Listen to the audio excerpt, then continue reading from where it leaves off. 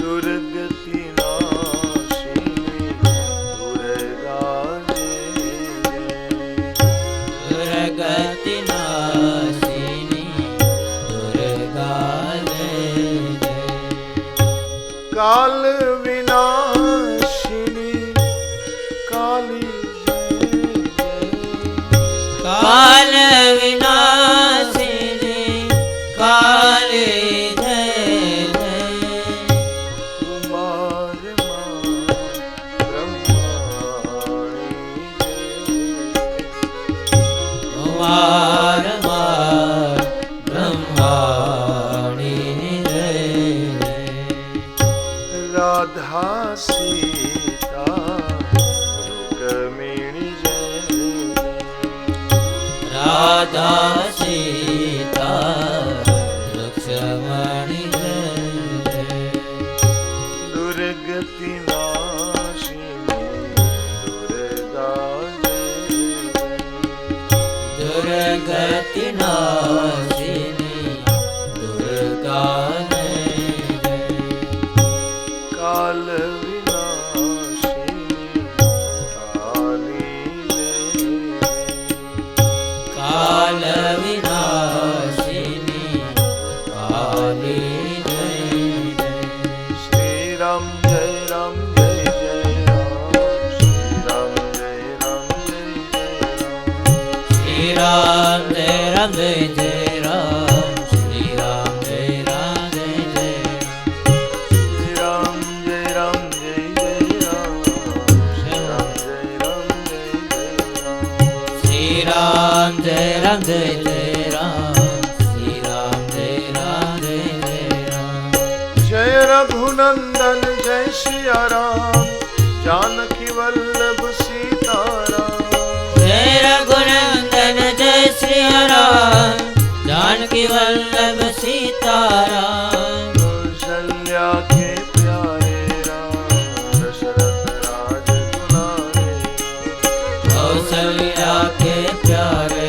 राम दशरथ राज दुलारे राम श्री राम जय राम जय जय राम श्री राम जय राम जय जय राम श्री राम जय राम जय जय राम श्री राम जय राम जय जय राम श्री राम जय राम जय जय राम श्री राम जय राम जय जय राम श्री राम जय राम जय जय राम श्री राम जय राम जय जय राम मंगल भवनय मंगल हारी प्रभु सुदशरथ अजिर बिहारी मंगल भवनय मंगल हारी द्रव सुदशरथ अजिर बिहारी मंगल भवनय मंगल हारी उमा सहित जहि जपत पुरारी मंगल भवनय मंगल हारी उमा सहित जय जपत पुरारी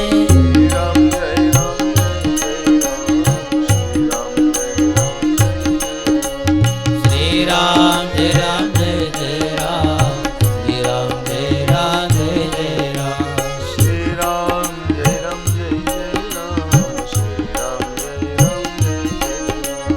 श्री राम जय राम जय जय राम राम जय राम जय जय राम श्री राम जय राम जय जय श्री राम जय राम जय जय राम श्री राम जय राम जय जय राम बोलो श्री सुखदेव जी भगवान भगवान की जय श्री भागवत नारायण भगवान भगवान की जय श्री व्यास नारायण भगवान की जय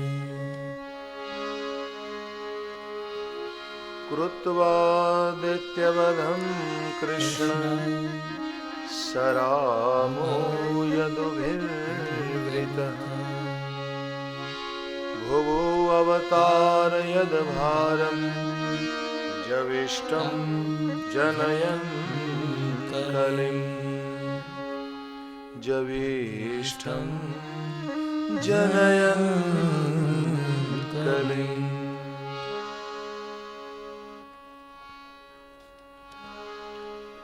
भगवान ભગવાન સુખદેવજી મહારાજ પરીક્ષિત રાજા અને ભાગવતજીની મંગલમય કથા સંભળાવવા જઈ રહ્યા છે. બોલ્યા છે, હે રાજન, હું આપને એકાદ સ્કંદની કથા સંભળાવું છું. મહાપુરુષોએ આ સ્કંદને મુક્તિ સ્કંદ કીધો છે. આ કથા સાંભળો ને તો મુક્તિનો અનુભવ થાય છે. અને ભાગવતમાં જે જ્ઞાન કહ્યું ને એ બધું ભેગું કરીને આમાં મૂકવામાં આવ્યું છે. આ કથા તો હું ઘણીવાર 2 દિવસ કરું છું, એક દિવસ વધારી દઉં. સમય હોય ને તો એક દિવસ વધારી આપું. યજમાનની ઈચ્છા હોય ને તો આ કથાઓ 2 દિવસ સુધી એકાદશ સ્કંદનું, 2 દિવસ તો ઓછા પડે આમાં, પણ એવી આ કથા મારે તમને 1.5 કલાકમાં સંભળાવવાની છે. હવે આજે તો આ મુક્તિની કથા મુક્તિ સ્કંદ છે. આ અધ્યાયમાં ભગવાનને પણ વૈરાગ્ય થયો એ કહ્યું છે. કારણ કે આ સંસાર હરિએ બનાવ્યો છતાં એનોય થયો નથી. એણે બનાવ્યો, એની સત્તા છે, એ શક્તિમાન છે, છતાં જો એનો આ સંસાર ન થયો હોય તો મારું ને તમારું કેમ થાય? એટલે સુખદેવજી ભગવાન વર્ણન કરે છે કે ભગવાને ભૂમિનો ભાર ઉતાર્યો. ભુવો અવતાર યદ ભારમ જવિષ્ઠમ જનયન કલિમ. કુપિત બનેલા પાંડવોનો સહકાર લઈ અને ભગવાને એને નિમિત્ત બનાવ્યા. કૃત્વા નિમિત્ત મિત્રે તરત સમેતાન હત્વા નૃપાન. આ બધાને સંગમાં લઈ અને અધર્મી રાજાઓને ભગવાને નષ્ટ કર્યા. હે રાજન, ભગવાન સત્ય સંકલ્પ છે. એ જે સંકલ્પ કરે ને એ તુરંત બને છે. આપણા ઉપનિષદોમાં ઈશ્વરને માટે આ 2 શબ્દો વપરાયા છે. એષ સત્ય સંકલ્પ સત્ય કામ. ભગવાન સત્ય સંકલ્પ છે, સત્ય કામ છે. આવા હરિએ મનમાં નિર્ણય કર્યો, સંકલ્પ કર્યો કે હવે મારે સ્વધામ ગમન કરવું છે, પણ જમાત લઈને લઈ આવ્યો છું સાથે, યાને મારા યદુકુળને હું સાથે લઈને આવ્યો છું અને જમાતને સાથે લઈને જતો રહો.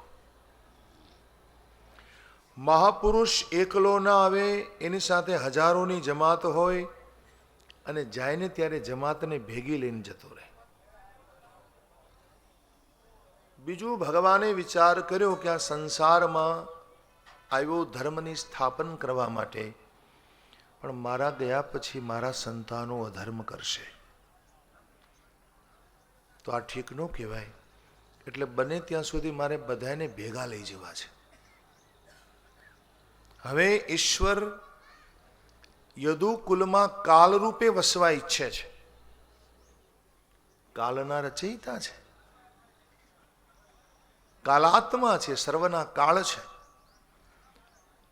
તો અહીંયા સુખદેવજી લખે છે કે ભગવાને કાલરૂપે વસવાનો નિર્ણય કર્યો. કાલાત્મના નિવસતા યદુદેવ ગેહે પિંડારકમ સમગમન મુનિયોની સૃષ્ટા. અહીંયા સુખદેવજીને પરીક્ષિતે પૂછ્યું, મહારાજ, જે કુળમાં નિત્ય બ્રાહ્મણોની ઉપાસના થતી હોય, ગરડાઓની ઉપાસના થતી હોય, એ કુળનો નાશ ન થાય, પણ પરમાત્માના યદુકુળનો નાશ શું કામ થયો મહારાજ? શા માટે એના કુળનો નાશ થયો એ આપ મને કંઈ સંભળાવો. એનું શું કારણ છે? ત્યારે એનો જવાબ આપ્યો કે આ બધુંય મારા હરિની ઈચ્છાથી થયું છે. પોતે જ પોતાના કુળને પોતાની હાજરીમાં નષ્ટ જોવા ઈચ્છે છે. સાક્ષી ભાવથી ભગવાને પોતાની નજર સામે પોતાના સંતાનોને એકબીજાને વઢાતા જોયા છે, પણ આ બધું એમની પોતાની ઈચ્છાથી થયું છે. અમને એમની ઈચ્છાને પૂર્ણ કરવા માટે બધા જ ઋષિમુનિઓ પિંડારક તીર્થમાં પધાર્યા છે. ત્યાંથી દ્વારિકામાં પ્રવેશ કરે છે. કોણ કોણ આવ્યા? વિશ્વામિત્ર, અસિત કણવો, દુર્વાસા, ભૃગુ અંગિરા, કશ્યપો વામદેવોત્ર, વશિષ્ઠો નારદાદય. બધા પુણ્ય શ્લોક છે. બધાનું સ્મરણ કરવા માત્રથી આપણા પાપ મટે છે. વિશ્વામિત્ર, અસિત, કણવ, દુર્વાસા, ભૃગુ, અંગિરા, કશ્યપ. ઘણા લોકોને એવું મનમાં વિચાર આવે કે ભાઈ હજારો વર્ષ પહેલા વિશ્વામિત્ર હતા તો કૃષ્ણના સમયમાં કેમ હોઈ શકે? તો અમે શંકા ન કરવી. આ બધી દિવ્ય ચેતના છે, કાયમ રહે છે. ચેતના ક્યારેય મરતી નથી, હંમેશા આકાશમાં વિચરણ કરતી રહે છે. અને આવી ચેતનાઓ કોઈ પણ પાત્ર વ્યક્તિને જુએ તો એમાં પ્રવેશ કરી અને પોતાનું કામ એની પાસે કરાવે. આ રીતે આવા મહાપુરુષો જગતનું કલ્યાણ કરે છે. એટલે બધાએ પધાર્યા છે. ભગવાને રહેવાની વ્યવસ્થા કરી આપી બધાને. આમ તો પરમાત્મા શ્રી કૃષ્ણે દ્વારિકામાં આવા બ્રાહ્મણોને, ઋષિઓને રહેવાની વ્યવસ્થા કરી હતી. તમને ભગવાને ઘર આપ્યું હોય મોટું તો એમાં કોઈ સંત કુટીર બનાવો, જ્યાં કોઈને કોઈ ભજનાનંદી સંત આવીને ત્યાં ભજન કરે, એના સત્સંગ અને ભજનનો તમને લાભ મળે. પ્રભુની આ વ્યવસ્થા હતી. આવા સંતો પધાર્યા ને એની આજુબાજુમાં ભગવાનના બાળકો રમી રહ્યા છે. હવે આ બધા એક તો રૂપવાન હતા, ભગવાને એને ઐશ્વર્ય આપ્યું હતું, બળવાન હતા. એટલે એમણે વિચાર કર્યો કે આ બ્રાહ્મણોની આપણે કસોટી કરવી છે. પોતાને ત્રિકાળદર્શી કહે છે, ચાલો આપણે જોવું છે કેટલા સાચા છે. ઋષિઓની કે જ્ઞાની પુરુષોની કસોટી ન કરાય. પરંતુ આ તો બધા આમ કેફ વાળા બની ગયેલા, મદાંધ બની ગયેલા. મદ આવ્યું હતું બધાને, અભિમાન થયું હતું. એટલે એક સાંબ નામના યાદવને ગર્ભવતી સ્ત્રીનો વેશ પહેરાવ્યો, ખોટો વેશ, અને ઋષિની પાસે આવીને પ્રણામ કર્યા. આવા ખોટા લોકો છે ને શિષ્ટાચાર બહુ દેખાડે. પ્રણામ કરી અને એની બાજુમાં બેસીને કીધું, મહારાજ, આ અમારી ગર્ભવતી સ્ત્રી છે, આપને પૂછતા શરમાય છે. એને જાણવું છે કે પુત્રી જણશે કે પુત્ર જણશે, એ તમને પૂછતા શરમાય છે. પ્રષ્ટુ વિલજ્જતિ સાક્ષાત પ્રભુતામુગ દર્શના, પ્રશોષ્યંતિ પુત્ર કામા કિંસ્વિત સંજનયિષ્યતિ. એને પુત્રની કામના છે, એને જાણવાની બહુ જિજ્ઞાસા છે. કિંસ્વિત સંજનયિષ્યતિ, એ શું જણશે મહારાજ? હવે આવા પ્રશ્નો પૂછાય. આવા સંતોની આગળ આત્મા વિશે પૂછો, ભક્તિ વિશે પૂછો, જ્ઞાન અને વૈરાગ્યના કે ધર્મને વિશે તમે પ્રશ્ન કરો એ બરાબર. આવા નકામા પ્રશ્નો ભજનાનંદી મહાપુરુષોને પૂછવા નહીં. અરે પોતાના દુખડાને પણ આવવાની પાસે ગવાય નહીં. તમારા જીવનમાં ગમે એવું દુઃખ હોય ને તો પોતાના દુખડા આવા ભજનાનંદી લોકો પાસે ગવાય નહીં. કુપિત થયા મુનિ, મુનયાસ્તાનુચુ કુપિતાન નૃપઃ. હે રાજન, મુનિવર કુપિત થયા અને એ બોલી ઉઠ્યા, જનયશ્યતિ વો મંદા મુશલમ કુલનાશનમ. તમારી આ સ્ત્રીને નહીં પુત્રી કે પુત્રનો જન્મ થાય, તમારા કુળનો નાશ કરનારા મૂષળનો જન્મ થશે. જનયશ્યતિ વો મંદા, હે મંદ, જન્મ તો થશે પણ મૂષલમ કુલનાશનમ જનયશ્યતિ. હવે વચનો સંતોના મુખમાંથી બહાર આવ્યા, એ ક્યારે જૂઠા ન હોઈ શકે. હવે બધા વિહવળ બન્યા, એના શરણે આવ્યા, બાપજી ક્ષમા કરો, ઋષિવરો કે વચન મિથ્યા નહીં થાય, જે ઘટના ઘટવાની છે તો ઘટશે જ. હવે ઘરડા આહુક નામના યાદવ હતા. ભગવાનને કોઈ પૂછ્યું નહીં, કોઈ સલાહ ન લીધી પ્રભુની. કારણ કે ભગવાનનો બધાને ખૂબ ડર લાગતો હતો કુદરતી. એટલે આહુક નામના ગરણા યાદવને કહ્યું કે આ મૂછળનું શું કરવું. આ બનાવટી પેટ ખોલવામાં આવ્યું તો એમાંથી મૂછળ બહાર આવ્યું. હવે મૂછળને શું કરવું? તો આવા લોકો નહીં હોય કે આપણે આપણી બુદ્ધિનો ઉપયોગ કરી નાખીએ. સમુદ્રને કિનારે જઈને એમણે મૂછળને ઘસી નાખ્યું. દરિયા કિનારે મૂછળને ખૂબ ઘસવામાં આવ્યું, મૂછળનું ચૂર્ણ થયું અને એ ચૂર્ણ સમુદ્રના કિનારે આજુબાજુમાં ફેલાઈ ગયું. તત ચૂર્ણયિત્વા મૂષલમ યદુરાજસ આહુક. આ મૂષળનું ચૂર્ણ સમુદ્ર સલિલે, સમુદ્રના જળમાં મળ્યું. પ્રાસ્ય લોહમ ચાસ્યા વિશેષતમ. લોખંડનો ભાગ હતો ને એ જે બચ્યો છેલ્લે થોડો અમથો ભાગ જેને ઘસી ન શકાયો એ મધ્ય સમુદ્રમાં ફેંકી દેવામાં આવ્યો. એને એક માછલું ગળી ગયું. આ માછલાને પારાધીએ પોતાની જાળમાં ફસાવ્યું. કશ્ચિન મત્સ્યો ગ્રસિંગ લોહમ. પારાધીએ અને પોતાની જાળમાં ફસાવ્યું અને એનું ઉદર ચીરતા એમાંથી લોખંડની આ ધારદાર નોક બહાર આવી. પારાધીએ એને પોતાની બાણ ઉપર આ નોકને લગાડ્યું. એને એમ થયું શિકાર કરવા માટે આ બહુ કામ લાગશે. જો આ જે બાણ, આ બુલેટ ભગવાને પોતે પોતાના માટે તૈયાર કરી લીધી. આ જે બાણ પ્રભુને મારા હરિને લાગવાનું છે. આ બુલેટ, આ ગોળી કોને લાગવાની છે? ભગવાનને. પોતે પોતાની તૈયારી કરી લીધી. અને જે ચૂર્ણ હતું ને એમાંથી થોડા સમય પછી એક વનસ્પતિ પ્રગટ થઈ ગઈ. એનું નામ પડ્યું એરકા. આમાં એરકા નામ આપ્યું છે. ઉહ્યમાનાની ઉગી નીકળી. ઉહ્યમાનાની વેલાયામ લગ્નાન્યાસન કિલ એરકા. એરકા નામની વનસ્પતિ એમાંથી ઉગી નીકળી. આ ઘટના ઘટી ગઈ અને આ જે વનસ્પતિ હતી એ જ અસ્ત્ર શસ્ત્રો તરીકે કામ લાગશે. યાદવો એના પાંદડાઓને તોડી અને એકબીજાના માથા વાઢવાના છે. કારણ કે આ વનસ્પતિ એટલી બધી ધારદાર છે કે એને શસ્ત્રોની જરૂર નહીં પડે. એના પર્ણ એટલા ધારદાર છે. ભગવાન આ બધું જાણે છે. ભગવાન જ્ઞાત સર્વાર્થ, બધું જાણે ઈશ્વર છે. શ્રાપને મિથ્યા કરી શકે છે. ઈશ્વરોપી તદન્યથા. પણ કર્તુને છત એમણે શ્રાપને મિથ્યા ન કર્યો અને યદુકુલમાં કાલ રૂપ્યન્મ મોદત, કાલ રૂપે આનંદપૂર્વક રહેવા લાગ્યા. देखो आमा लिखो अन्व मोदत, आनंद से रहने लगे. હવે આ ઘટના ઘટી ગઈ છે. ભગવાને મનમાં વિચાર કર્યો મારા પિતાને મારે જ્ઞાન આપવું જોઈએ એના ઋણમાંથી છૂટવા માટે. એટલે નારદજીને પોતાના પાસે બોલાવ્યા. નારદજીને પ્રેરણા કરી કે આપ મારા પિતા વસુદેવને ઘેર જઈ એની સાથે સત્સંગ કરો, એની મુક્તિનો માર્ગ બતાવો. કારણ કે પુત્ર તરીકે મારે એને બોધ આપી શકાય નહીં. વસુદેવજીને આંગણે નારદજી પધારે છે. દેવર્ષિ નારદજીની પૂજા કરી વસુદેવે એને બાજોટ ઉપર બેસાડ્યા અને હાથ જોડી એના ચરણોમાં બેસીને કહ્યું, મહારાજ, તમારા જેવા મહાપુરુષોની યાત્રા તો જગતનું કલ્યાણ કરે છે.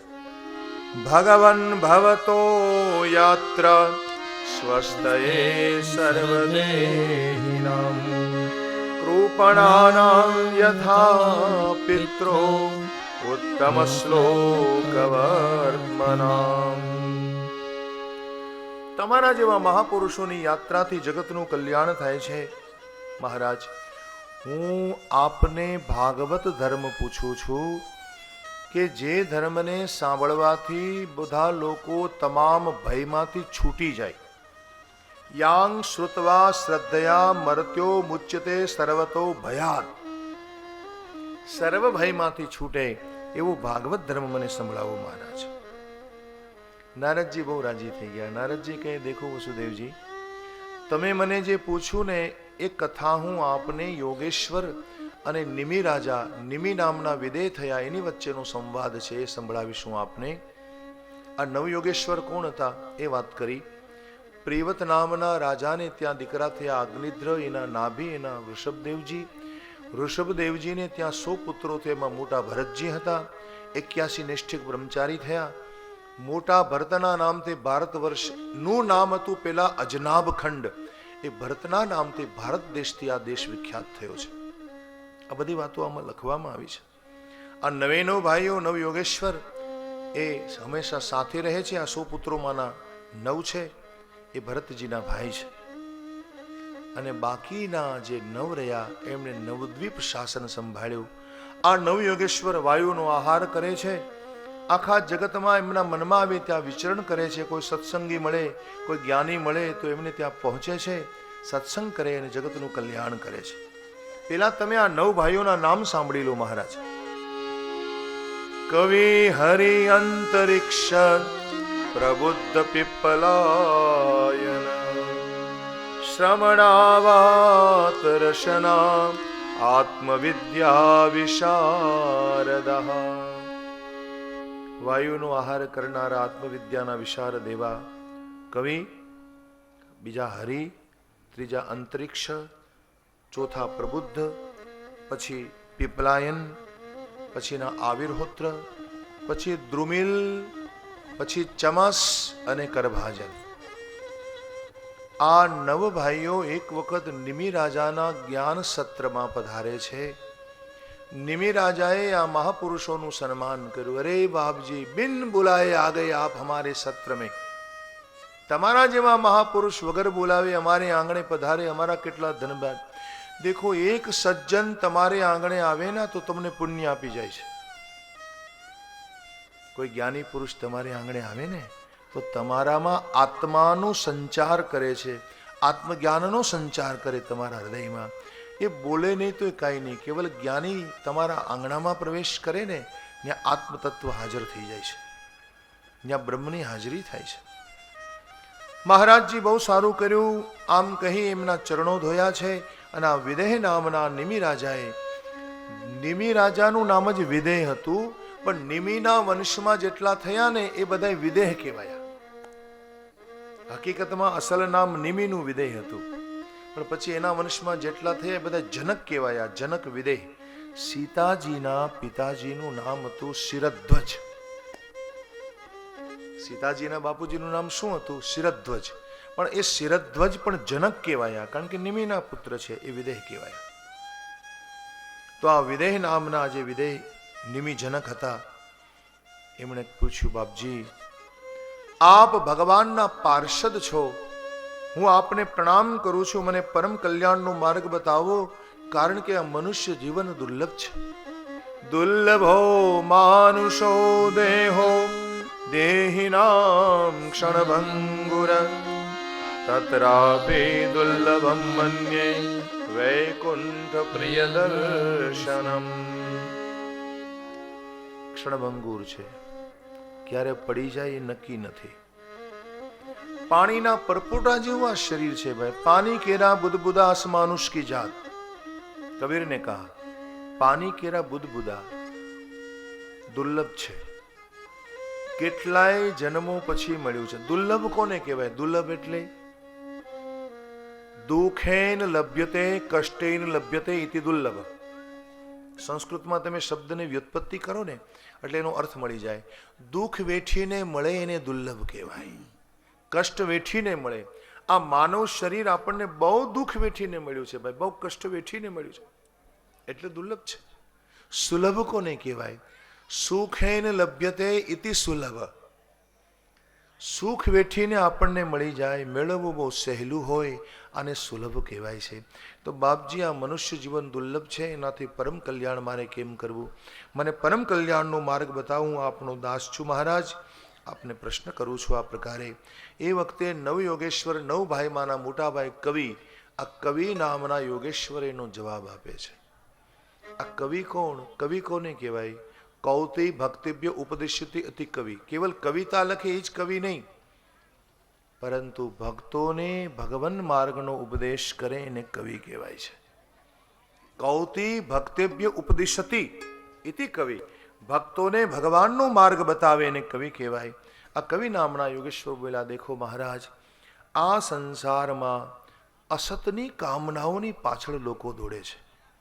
હકીકતમાં જે નથી, કોઈના હાથમાં નથી આવવાનું, એની પાછળ દોડી રહેલા લોકોને જ્યારે મળતું નથી ત્યારે એના ચિત્તમાં ઉદ્વેગ થાય છે, ઉદ્વેગ, ગ્લાનિ થાય છે એને, અને એની બુદ્ધિ પણ બહુ દુઃખી બને છે.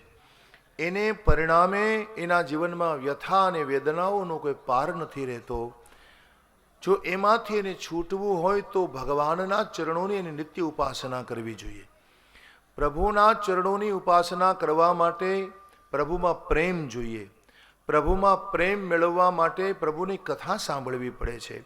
ભગવાનની કથા સાંભળો તો એના ગુણ, એનો સ્વભાવ, એનો પ્રભાવ, એનું લીલા રહસ્ય આપણને સમજમાં આવે તો આપણને હરિ સાથે પ્રેમ થઈ જાય છે. અને ભગવાનની સાથે તમારો પ્રેમ થઈ જાય તો તમે એની વગર બોલાવે, વગર પૂછે, વગર કહે નિત્ય ઉપાસના કરવા લાગશો. એના સ્વભાવને એક વખત જે જાણી જાય એના જીવનમાં પછી આળસ નથી રહેતી. એવું આમાં કવિ બોલ્યા છે, યાનાસ્થાય નરો રાજન ન પ્રમાદ્યેત કરહિચિત, ન પ્રમાદ્યેત, એના જીવનમાં પછી પ્રમાદ નથી રહેતો. અને આ પ્રકારે આવા ભક્તો સર્વ રીતે પ્રભુને સમર્પિત બને છે, નિત્ય ઉપાસનામાં લાગેલા રહે છે, એની એક પણ ક્ષણ ગુમાવતા નથી, બગાડતા નથી. અહીંયા આ મંત્ર જે આપ્યો છે ને તમને બધાને આવડે છે. લ્યો અહીંયા છે, કાયેન વાચા મનસેન્દ્રિયર્વા બુદ્ધ્યાત્મના વા પ્રકૃતે સ્વભાવ કરોમિ યદ્યત સકલં પરસ્મૈ નારાયણાયેતિ સમર્પયેત, નારાયણાયેતિ સમર્પયામિ. થોડો પાઠ ભેદ છે આ મંત્રમાં. શું કામ છે? એના કારણો છે વ્યાકરણના.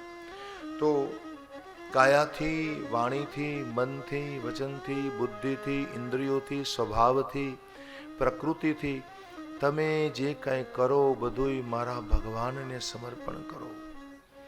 હમ જો કરતે હૈ वो प्रभु के लिए करते हैं. ભગવાનને માટે કરો છો, આ ભાવથી કરશો તો તમને અભિમાન નહીં થાય. દેખો મહારાજ, આ સંસારમાં તો બહુ ભય રહેલો છે. તમામ લોકો ભયભીત છે. ભય શું કામ છે? વિપરીત જ્ઞાન છે, એટલે ખોટું જ્ઞાન. આપણને આમાં વિપર્ય સ્મૃતિ શબ્દ આપ્યો છે. ખોટા જ્ઞાનને કારણે આપણે ભયભીત બનીએ. માણસને સાચું જ્ઞાન થઈ જાય, અભય થઈ જાય છે. જો આ કથા છે ને, અમરત્વ નહીં અભયત્વ આપે છે, તમને અભય બનાવે છે. ભગવાનની કથા, પ્રભુનો સત્સંગ તમને અભયત્વ પ્રદાન કરે છે, એ અમર તમને નહીં બનાવે. અને વિપરીત જ્ઞાનને નષ્ટ કરવા માટે શું કરવું? તો કે બુધ આ ભજેતમ, વિદ્વાન પુરુષોનો સંગ કરો, જેને શાસ્ત્રોનું જ્ઞાન છે અને એ જ્ઞાનને જેણે પોતાના અનુભવમાં લીધું છે, આવા વિદ્વાન લોકોનો સંગ કરો. મહારાજ, બેને ન ભૂલો, એક તમારા સદગુરુને અને બીજા તમારા આત્માને. જે પરમાત્મા તમારા હૃદયમાં બેઠો છે એને ક્યારેય વિસરો નહીં. આ ભજેતમ ભક્તેખ એશમ ગુરુદેવતાત્મા. એક તમારા ગુરુદેવ અને બીજા તમારા આત્માને ક્યારેય ભૂલો નહીં. જો ભાઈ, ઘણા લોકો છે ને ગુરુના સાનિધ્યમાં રહેવા લાગે ને પછી એને ગુરુના દોષ દેખાય, ગુરુના દોષ દેખાવા લાગે. બે એનામાં આટલા આટલા દોષ છે ને એનામાં આટલા અવગુણ છે. પરંતુ મેરે ભાઈ બહેન, ગુરુ ચેતના છે. ગુરુ કોઈ વ્યક્તિ નથી, ગુરુ શરીર નથી. હા, શરીરના રૂપે આપણને દેખાય છે, શરીર એનું માધ્યમ છે, પરંતુ એની હૃદયમાં રહેલો જે આત્મા છે ને એ અલૌકિક હોય છે. એટલે ગુરુને શરીર ન માનો. આપણા જે ગુરુદેવ હોય ને એ આત્મા છે, આત્મા છે. અદ્વૈત જ્ઞાનને પ્રાપ્ત કરી ચૂકનારા આવા મહાપુરુષો છે. ભલે શરીર ધારણ કરીને આવે એટલે તો આપણે એને મળી શકીએ છીએ. જો શરીર લઈને ન આવે તો આપણે કેમ મળી શકીએ? તો એનું શરીર પણ વંદનીય છે, એનું શરીર પણ પૂજનીય છે, પણ એને શરીર માનવાની આપણે ભૂલ કરી બેસીએ છીએ. તમે એને આત્મા ન માન્યા, શરીર માન્યા એટલે આપણને દોષ દેખાય એનામાં. ગુરુ ચેतना છે मेरे भाई बहन. એટલે તો કોઈ ગુરુર બ્રહ્મા, ગુરુર વિષ્ણુ, ગુરુર દેવો. गुरु जब बोलते हैं ना तब गुरु बन जाता है, मौन होते तब तो आत्मा है. यही गुरु जब मौन होते हैं तब आत्मा है, लेकिन मुखर हो जाते हैं तब गुरु बन जाते हैं। आत्मा જ્યારે બોલવા લાગે ना ત્યારે એને गुरु કહેવાય। वही आत्मा जब बोलने लगती है तब गुरु बन जाते।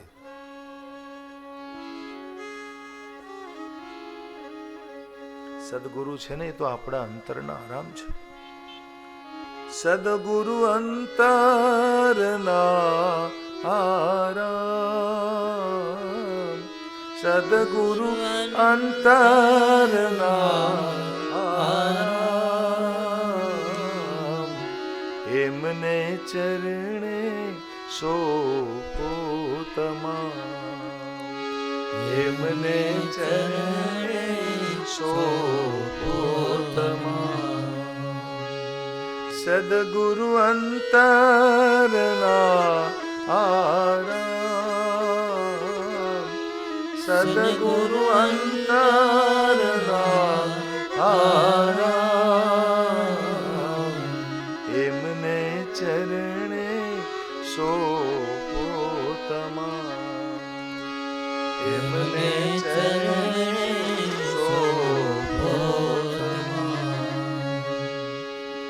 એમના મુખની અમૃતવાણી, એમના મુખની અમૃતવાણી,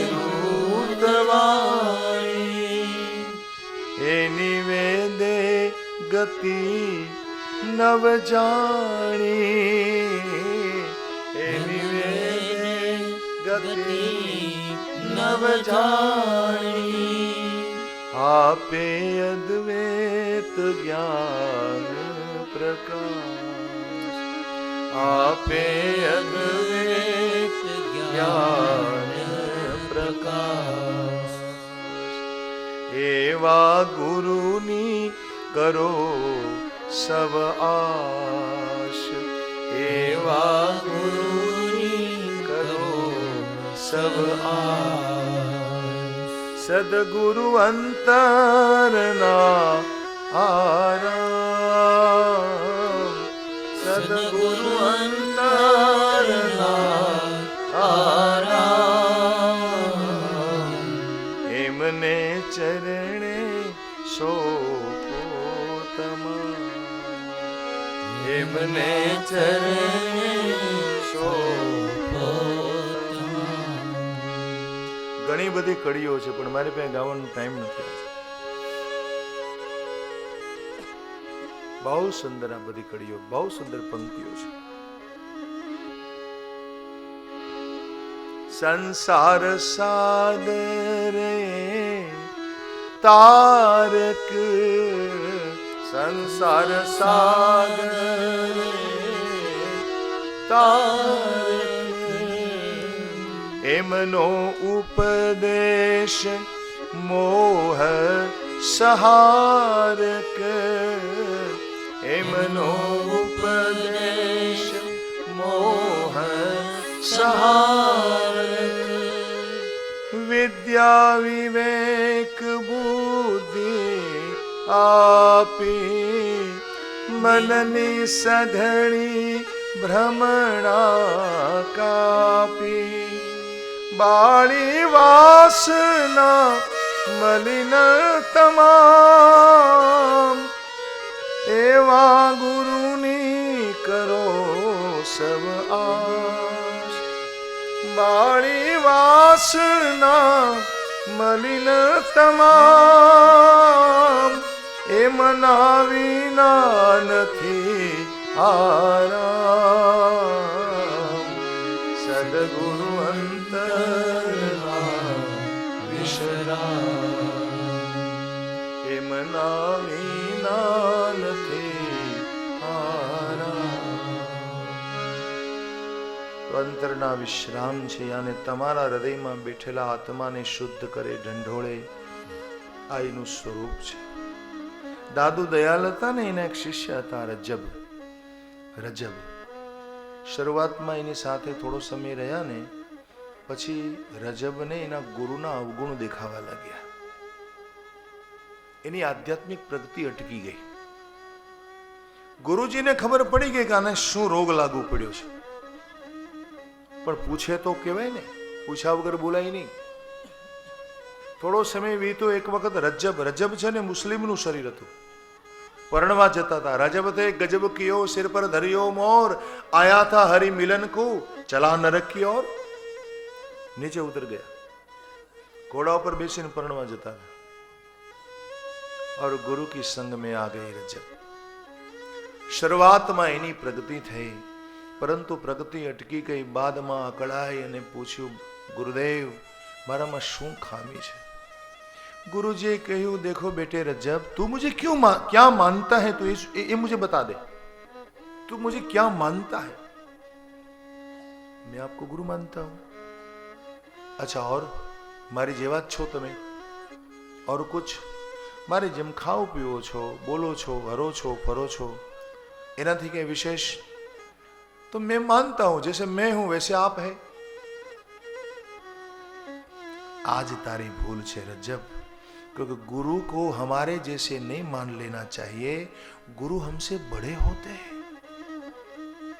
भले एनी देह धार्मिक क्रिया सरखी होय, આપણી સાથે જ શયન કરે, આપણી જેમ જ ભોજન કરે, પરંતુ એની અંદરનો જે આત્મ તત્વ હોય ને અલૌકિક હોય છે. ગુરુને તમે તમારી સમાન માનવા લાગો એટલે તમારી પ્રગતિ બંધ થઈ જાય. गुरु हमारे जैसे नहीं होते, हमसे बहुत बड़े होते हैं. ઘણા લોકો તો ઘણા શિષ્યો છે ને ગુરુજીને શિખામણો દેતા હોય, એના ગુરુજીને સલાહ દેતા હોય. ऐसा नहीं करना चाहिए. જે માને, જે કહે આપણને એ આપણે કરવું જોઈએ. જેમ કહે એમ. ભલે એનો નિર્ણય તમને ઘણીવાર ખોટો લાગતો હોય, परंतु ये कहे एम करवाથી शिष्यનું કલ્યાણ થાય છે ભાઈ. क्योंकि गुरु जब बोलते हैं तब जीव रूप में नहीं बोलते, आत्म रूप में बोलते हैं. गुरु જ્યારે બોલે ને આપણને આજ્ઞા કરે ત્યારે જીવ ભાવથી ન બોલતા હોય, આત્મ ભાવથી બોલતા હોય. રજબની આંખ ખુલી ગઈ. એમ કહેવાય છે કે ગુરુ કી શરણ में वो संपूर्ण रूप से चले गए. અને પછી તો એટલી પ્રગતિ થઈ રજબની આધ્યાત્મિક જીવનમાં, એને ગુરુ કૃપાથી સાક્ષાત્કાર થયો. અને એમના ગુરુ દાદુ દયાલે જ્યારે શરીર છોડ્યું ત્યાર પછી એમ કહેવાય છે કે રજબે પોતાની આંખો બંધ કરી દીધી. રજબે પોતાની આંખ બંધ કરી અને જીવનના અંત સુધી એણે ક્યારે આંખ ખોલી જ નહીં. કોઈ પૂછે આવીને કે કેમ તમે આંખ બંધ કરીને બેસી રહો છો? કે જોવા જેવા તો મારા સદગુરુ હતા, હું હવે કોને જોઉં? देखने योग्य तो मेरे गुरु थे, अब मैं किसको देखूं? આવા હતા રજબ. અને પ્રાણાંત સુધી એનું મૃત્યુ આવ્યું ને ત્યાં સુધી એના ગુરુજીની ગેરહાજરીમાં એણે આંખ ખોલીને કોઈની સામે જોયું નહીં. જેમ આંધળા વ્યક્તિનું જીવન હોય, અંધ વ્યક્તિનું, વૈસે આપ જીવન જીતે રહે. यानी आपके अंतर चक्षु खुल चुके थे. તો આ ગુરુ નિષ્ઠા કહેવાય. સદગુરુને ક્યારેય ભૂલવા નહીં, કારણ કે આપણને આત્માનું સ્મરણ કરાવે છે. જો આ રીતે વ્યક્તિ સાધના કરતો હોય, એની અવિદ્યા મટે, એના સંકલ્પ વિકલ્પ મટે, એનું મન નિર્વિકાર રહે, અને એ સમયે એને ભગવાનનો બહુ પ્રેમ પ્રાપ્ત થાય, ત્યારે એ ઘડીકમાં હસે, ઘડીમાં રડે, ઘડીકમાં ગાય, ઘડીકમાં નૃત્ય કરે. આખા જગતમાં બધાને ખંગ વાયુ અગ્નિમ સલિલમ મહિંશ્ચ, આકાશ, વાયુ, અગ્નિ, જલ, વૃક્ષ, આ બધાને ભગવાનનું શરીર માની અને પ્રણામ કરે. આ લક્ષણો છે પરમ ભાગવત પુરુષના. સરિત સમુદ્રાંશ્ચ હરેઃ શરીરમ યત કિંચ ભૂતમ પ્રણમેદનન્યમ. દેખો આ જ મંત્ર નરસિંહ મહેતાએ પોતાના પદોમાં લખ્યો છે. પવન તું, પાણી તું, ભૂમિ તું, ભૂદરા. ગાય ના, પવન પણ તમે છો, પાણી પણ તમે છો. આ સંસારમાં બધું આપનું સ્વરૂપ છે. આ રીતે જેમ જેમ એની ભક્તિ વધતી જાય, ભક્તિનો અનુભવ થાય, તેમ તેમ એને જ્ઞાન અને વૈરાગ્ય એક સાથે મળે છે. જેમ ભૂખ્યા માણસની આગળ તમે ભોજનનો થાળ મૂકો તો ભોજન કરતી વખતે એને ભોજનનો આનંદ અને ઉદર તૃપ્તિ, એનો પેટ પણ ભરાય અને આનંદ પણ મળે ભોજન કરતી વખતે, એમ ભક્તિમાં ભક્તિ સાથે સાથે જ્ઞાન અને વૈરાગ્ય તમને બે સાથે મળે. આમાં લખ્યું છે. जो इसमें लिखा है यही मैं आपको तुष्टि पुष्टि क्षुदपायुनुघासम और अंत में राजन ततः परम शांति मुपेति साक्षात.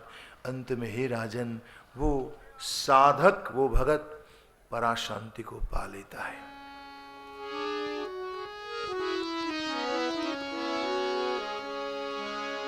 बीजो प्रश्न करे છે કે મને ભાગવત પુરુષના લક્ષણ કહો પ્રભુ। ભાગવત પુરુષ કોને કહેવાય, વૈષ્ણવ કોને કહેવાય? એટલે હરિ નામના યોગેશ્વરનો જવાબ આપે છે। આ બીજા યોગેશ્વર છે। કવિએ આ વાત કહી, હવે હરિ બોલે છે। હરિ એટલે દુઃખોને હરે એને હરિ કહેવાય। હરિ આમાં ભાગવત પુરુષના લક્ષણો બતાવે। આવા લક્ષણો જેનામાં હોય એને ભાગવત પુરુષ કહેવાય। સર્વમાં ઈશ્વરને જુએ એ ઉત્તમ ભાગવત પુરુષ છે। ભગવાનને આધીન થઈને રહે, બાલક જેવું જીવન હોય, દરેક પ્રત્યે પ્રેમ રાખે, દરેકની મૈત્રી રાખે, દરેક ઉપર કૃપા હોય, પાપી વ્યક્તિની ઉપેક્ષા કરે, એની નિંદા ન કરે પણ એની ઉપેક્ષા કરે, બને ત્યાં સુધી એનો સંગ ન થાય, એના સંગનો રંગ ન લાગે ને એવી કોશિશમાં રહે।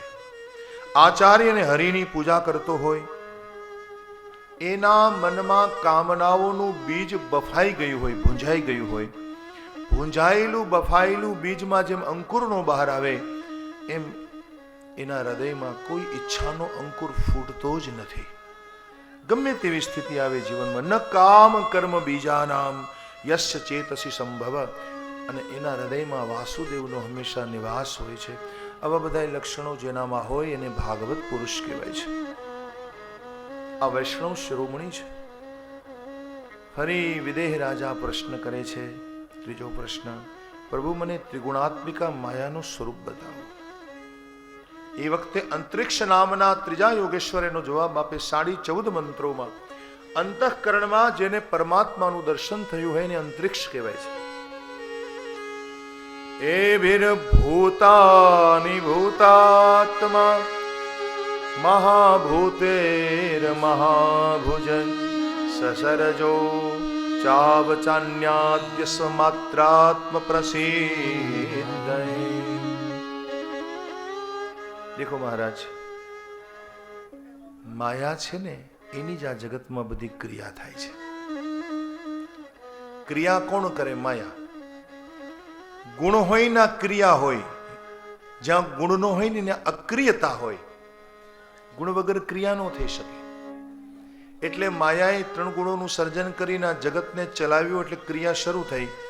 અને માયાની ક્રિયા જ્યારે મટી જાય તો જ તમને આત્મજ્ઞાન લાધે, અને તમારી બહારની બધી જ ક્રિયા નષ્ટ થઈ જાય પછી તમને આત્મજ્ઞાન લાધે।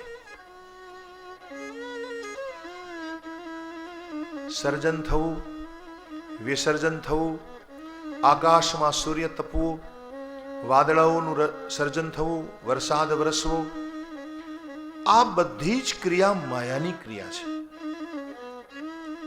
અને એ ક્રિયામાં પ્રગટ થયેલો આ જીવ એ રજોગુણની ક્રિયાને આધીન બનીને એમાં ફસાયેલો રહે છે।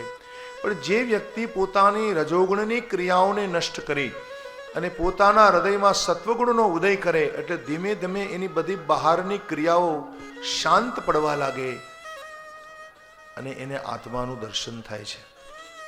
તો માયાનું સ્વરૂપ મેં કહેલું, માયા એ ભગવાને કરેલી યુક્તિ છે। જેમ માતા પોતાના બાળકને પોતાનાથી દૂર રાખવાની યુક્તિ કરે અને પોતાનું ઘરનું કામકાજ આટોપી લે, એમ ભગવાને જીવને ફસાવાની આ યુક્તિ કરી છે।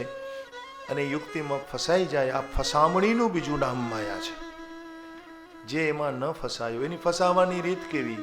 મને તમને કોઈને સ્ત્રીમાં ફસાવ્યા, કોઈને પુરુષમાં ફસાવ્યા, કોઈને પતિ પુત્રોમાં ફસાવ્યા, કોઈને સંપત્તિમાં ફસાવ્યા, કોઈને યશ પ્રતિષ્ઠા સત્તા અધિકાર એમાં ફસાવ્યા। આ ભગવાને આપણને બધાને આમાં ફસાવ્યા છે। આ ફસામણીને માયા કહેવાય છે। ન ફસાયા જે એને પરમાત્માની ગોદ મળે છે। તો આ રીતે માયાનું સ્વરૂપ મેં અગાઉ વર્ણવ્યું છે। હવે અહીંયા પૂછે છે ફરી રાજા કે હવે માયાને તરવાના ઉપાય મને કહો મહારાજ, કેમ તરી શકાય માયાને? એટલે એનો જવાબ પ્રબુદ્ધ આપે છે। હવે એ જવાબમાં એણે 2 પ્રકારો આપ્યા, એક જ્ઞાન માર્ગ અને બીજો ભક્તિ માર્ગ। જ્ઞાન માર્ગ સંન્યાસી માટે હોય, ભક્તિ માર્ગ ગૃહસ્થ માટે હોય.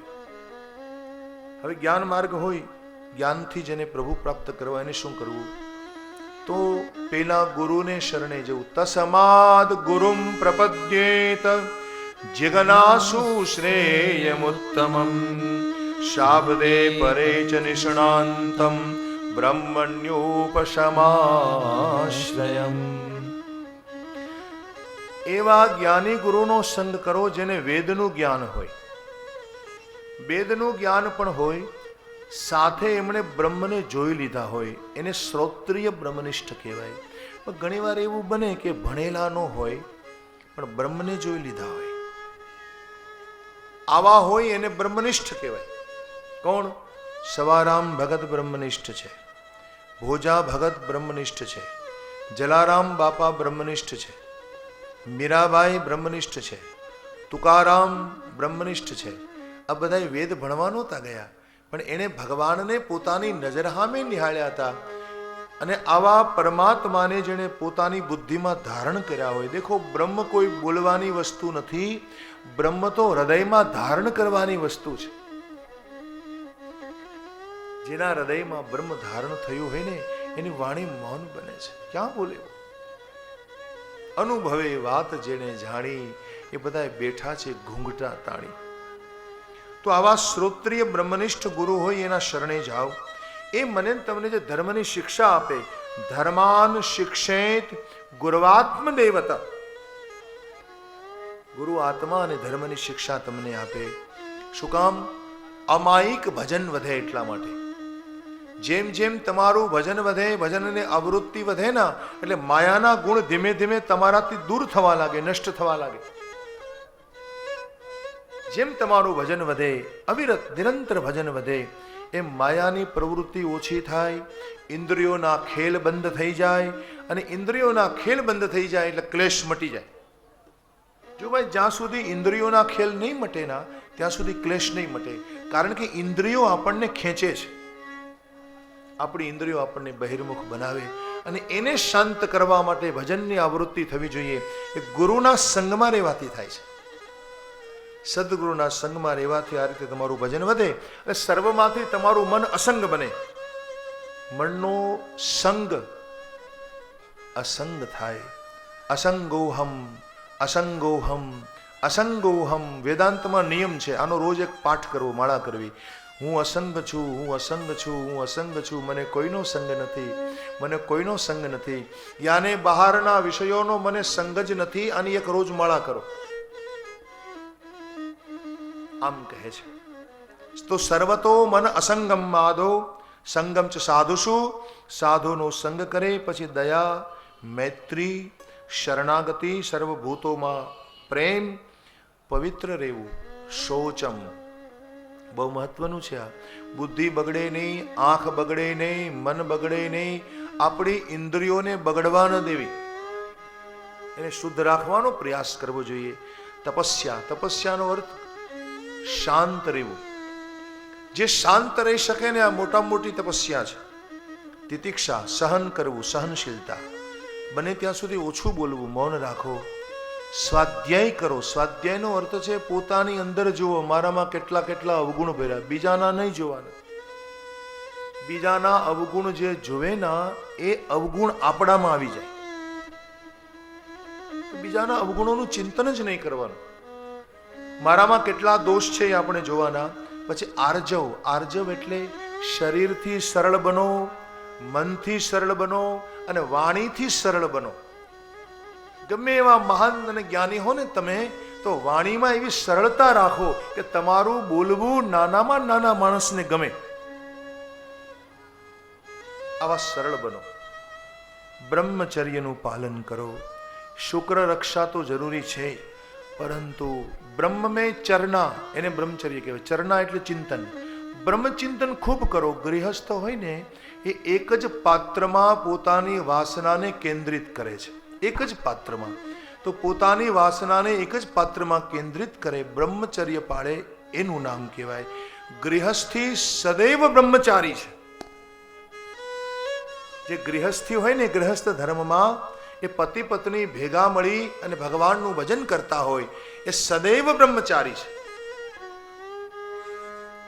પણ બીજા પાત્રોમાં પોતાની વાસનાને જવા ન દેવી. તો બ્રહ્મચર્ય અને આ રીતે તમામ દ્વંદ્વોમાં સમ રહેવું. સુખ આવે, દુઃખ આવે, લાભ થાય, હાનિ થાય, ફાયદો ગેરફાયદો, એ તો આ સંસારનો નિયમ છે ભાઈ, થયા જ કરવાનું. એનાથી દુઃખી ન થવું. સર્વમાં ઈશ્વર જુઓ, એકલું રહેવું, બને ત્યાં સુધી એકાંતમાં રહેવું. કૈવલ્યમ અનિકેતનમ. સાચો સંન્યાસી હોય ને કોઈ દી આશ્રમ કે ઘર નો બનાવે, કારણ કે આશ્રમ બનાવ્યા પછી જ બધી ઉપાધિઓ શરૂ થાય છે. ધ્યાન મેં રાખના, હું આશ્રમ બનાવવાનો વિરોધી માણસ છું. એના કરતા ગૃહસ્થ થઈ જાઓ. આ ગૃહાશ્રમ છે, ગૃહસ્થ બનો એ તમારો આશ્રમ, પણ ગૃહસ્થ છોડી અને તમે આશ્રમ બનાવો, એ આશ્રમની વ્યવસ્થા કરવાની ઉપાધિ, જેની તેની પાસે માગવું પડે મારે ને તમારે. અને ત્યાર પછી આશ્રમોમાં ખોટા માણસો આવે આપણે ત્યાં, અને આપણને ખોટાઈ તરફ લઈ જાય, અસતના માર્ગે લઈ જાય. એટલે જમનાલાલ બજાજ જેવા મહાપુરુષો વિનોબાજીને કેટલી વાર કીધું કે બાબાજી આશ્રમ બનાવી આપીએ તમને, તારી સંપત્તિ તરે મુબારક. અમારે આ કાચી ઝૂંપડી છે ને એ બરાબર છે, મારે બીજું કંઈ જોઈતું નથી. એટલે સંન્યાસ લીધા પછી એને વિચરણ કરવું જોઈએ. સંન્યાસી કોઈ દિવસ આશ્રમમાં ન રહે. કેવલ્યમ અનિકેતનમ. આ બધું જરૂરી છે ભાઈ, તો આ ભજન થઈ શકે. અને હંમેશા જે વસ્ત્રો મળે પહેરી લે. વિવેક્ત ચીર વસનમ. અને જીવનમાં જે સ્થિતિ આવે એમાં પૂર્ણ સંતોષ રાખે. કોઈ પણ પરિસ્થિતિ ભગવાને જ મોકલી હોય છે, પ્રકૃતિએ મોકલેલું એ વિધાન છે. ધ્યાન મેં રખના, મારા ભગવાને મોકલેલું મંગલમય વિધાન છે, એ આપણું મંગલ જ કરે. ગમે તેવી દુઃખદ ઘટના તમારા જીવનમાં બને ના, એમાં હરિએ તમારું ભલું જ ઈચ્છ્યું હોય છે. આ મંગલ આ સંસારમાં કંઈ નથી ભાઈ, બધું જ મંગલ છે. મૃત્યુ પણ મંગલમય છે. ધ્યાન મેં રખના, મૃત્યુ આવે ને તો આપણને લાગે અમંગલ થયું, પણ મૃત્યુ મંગલમય છે, અભિશાપ નથી. મર જાएंगे તો दूसरा जन्म ले सकते हैं, અને બીજો જન્મ લઈને તમે ફરી પાછા મંગલમય જીવન જીવો. તમે મંગલ તરફ ચાલો છો, બીજાનું ભલું કરવા લાગો છો. અગર મર જાતે તો क्या हुआ, फिर दूसरा जन्म मिलता है. તો ભગવાને આ જગતમાં બધું જ મંગલમય છે, બધું જ મંગલમય. અને જે ઘટના જે પરિસ્થિતિ જીવનમાં આવે, इसलिए मैं बार बार कहता हूं, परिस्थिति આપણો વિકાસ કરે છે, આત્મ વિકાસની વ્યવસ્થા છે. ગમે એવી પરિસ્થિતિ આવે જીવનમાં, એનાથી જ તમારો વિકાસ થાય છે. એટલા માટે કહ્યું હંમેશા સંતોષ રાખો. આ જ્ઞાન માર્ગના ધર્મો બતાવ્યા સંન્યાસીના, અને હવે ભક્તિ માર્ગ આપ્યો છે. આ સહેલો પડે આપણે માટે. શ્રદ્ધામ ભાગવતે શાસ્ત્રે નિંદા મન્યત્ર ચાપિ મનોવા કર્મ દંડમ ચ સત્યમ શમદમાવપી. શ્રવણમ કીર્તનમ ધ્યાનમ હરેર અદ્ભુત કર્મણમ જન્મ કર્મ ગુણાનામ ચ તદર્થે ખિલ છે. આપણા જે આ શાસ્ત્રો છે ને, એમાં ભાગવત પ્રમુખ છે, એમાં પૂરી શ્રદ્ધા રાખો.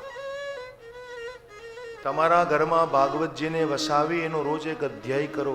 હું તમને જે કથા સંભળાવું છું ને, મૂળ ભાગવત હોય તો એમાં જોઈ લેજો કે એમાં શું લખ્યું છે આપણા મહાપુરુષો. આમાં છે ને એ જ હું આપને કહી રહ્યો, એક અક્ષરનો ફેરફાર નથી કરતો, પણ મારે થોડું ટૂંકમાં કહેવું પડે છે સમયના અભાવે. તો ભાગવતી આદિ ગ્રંથોમાં શ્રદ્ધા રાખો ખૂબ. કોઈની નિંદા ન કરો ભાઈ. બીજા આપણી નિંદા ભલે કરે, કોઈ વ્યક્તિ આપણી નિંદા કરે તો આપણા પાપ ધોવાય. ખેતરમાં વાવ્યું હોય એ ઉગે, અને ન વાવ્યું હોય એ ઉગે, એને શું કહેવાય? નિંદામણ. અને ન વાવ્યું હોય એ ઉગ્યું હોય, એને બહાર કાઢવા માટે એક મજૂર કરવો પડે, દાડિયો. એને તમે 200 રૂપિયા દાડી આપો, બપોરે ખાવાનું આપો, બેઠો બેઠું નિંદામણ કર્યા કરે ભાઈ. અને નિંદામણ કરે તો ખેતર ચોખ્ખું થાય, બીજું પેલું ઘાસનું પોટલું લાવ્યો હોય ને એ લઈ જા તારે ઘરે જા, તારા ઢોરને નાખી દેજે, ખેતર ચોખ્ખું થયું. એમ કદાચ કોઈ આપણું નિંદામણ કરે, આ ખેતર છે, ધર્મનું ખેતર. ધર્મ ક્ષેત્રે કુરુક્ષેત્રે સંવેદા યુત્સવ મામકા પાંડવાશ્ચેવ કિમ કુર્વત, સંજય ગીતા. આ ધર્મનું ખેતર છે ભાઈ, અને એમાં નિંદામણ કરવાથી જ ચોખ્ખું બને છે. કદાચ જો તમારી નિંદા ન થાય ને તો તમારી પ્રગતિ ન થાય. નિંદા થવી જ જોઈએ. એટલા માટે નિંદા થાય તો માણસ તમારાથી આઘારી. એટલે તો કબીર જેવા કબીરા બિગડ ગયા, કબીરા બિગડ ગયા, લોકોને કહા. એને એવું કરવું પડેલું હતું, કરવું પડ્યું આવું કે લોકો જેથી નિંદા કરીને આઘારે તમારાથી દૂર રહે. પણ આપણે કોઈની નિંદા નહીં કરવાની. બસ મન વાણીને દંડ આપો. વાણીનો દંડ સત્ય છે, મનનો દંડ શમ. શમ એટલે બુદ્ધિની શાંતિ. કામ ક્રોધાદિક શત્રુઓથી વૈરાગ, આને શમ કહેવાય. દમ એટલે ઇન્દ્રિયોનો સંયમ, ઇન્દ્રિયોથી વૈરાગ, આને દમ કહેવાય. મન અને બુદ્ધિ શાંત હોય તો જ તમારી ઇન્દ્રિયો શાંત રહી શકે. એટલે શમ અને દમ આવે પછી કથા સાંભળવાની મોજ આવે.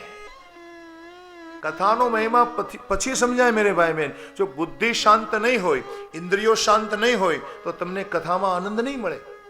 એટલે બીજો તબક્કો આપ્યો, શ્રવણમ કીર્તનમ ધ્યાનમ. પછી ભગવાનની કથા સાંભળો, કીર્તન કરો, એનું ધ્યાન કરો.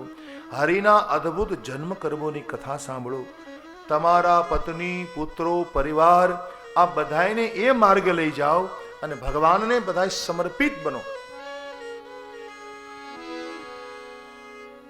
आज बात गोस्वामी जी मानस में सुंदरकांड में लखे, जो दो चौपाई सुन लीजिए.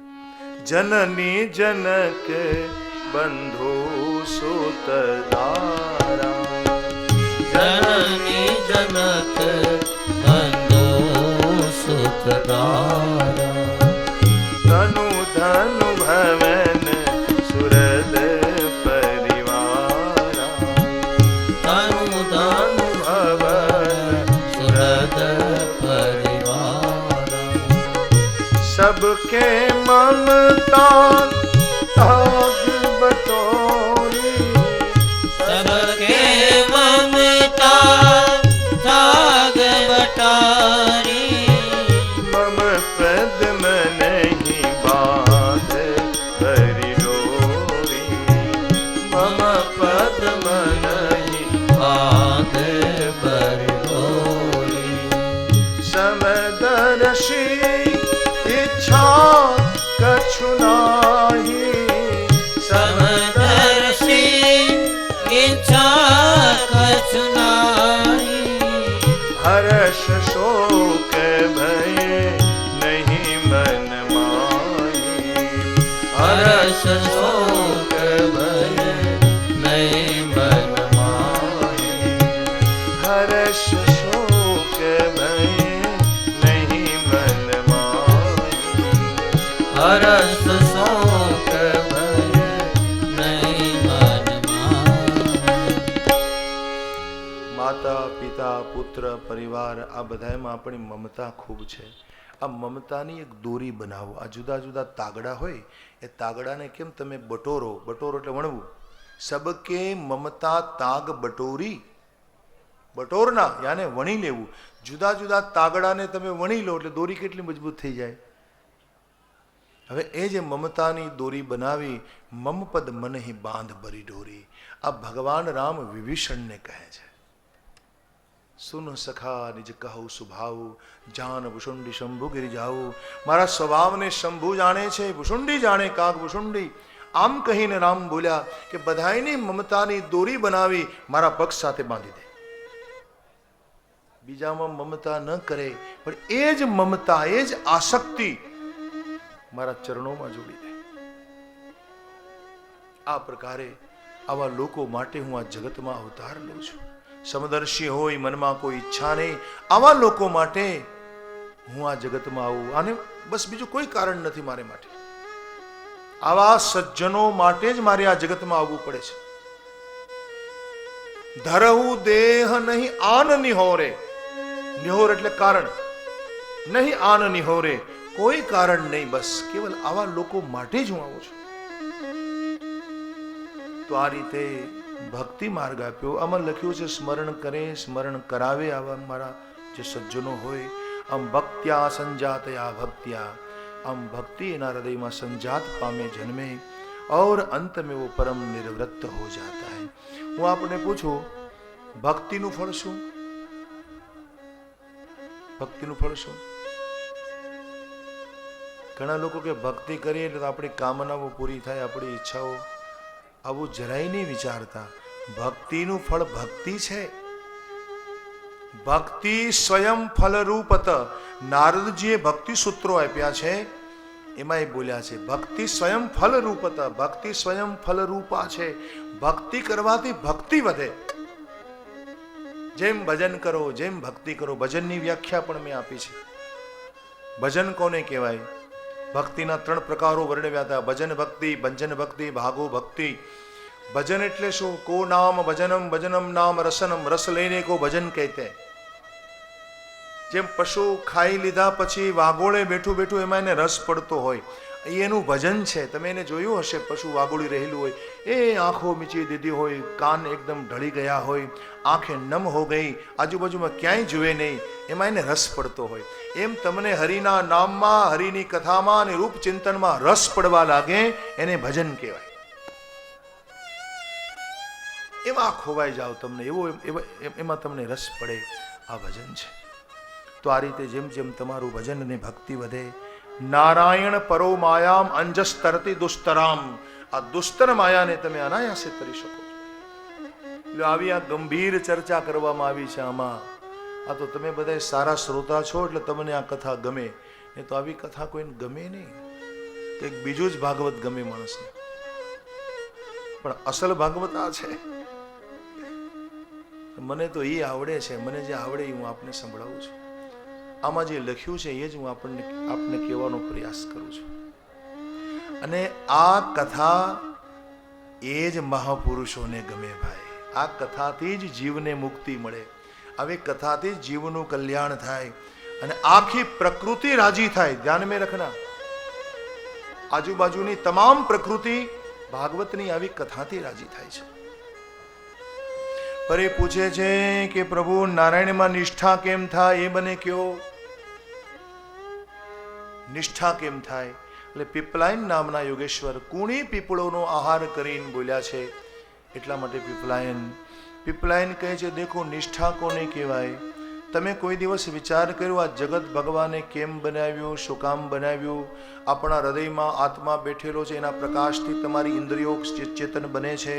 એ આત્મ પ્રકાશ કોણ છે એનો કોઈ દિવસ વિચાર કર્યો? આમ એનું ચિંતન કરો, એનો વિચાર કરો.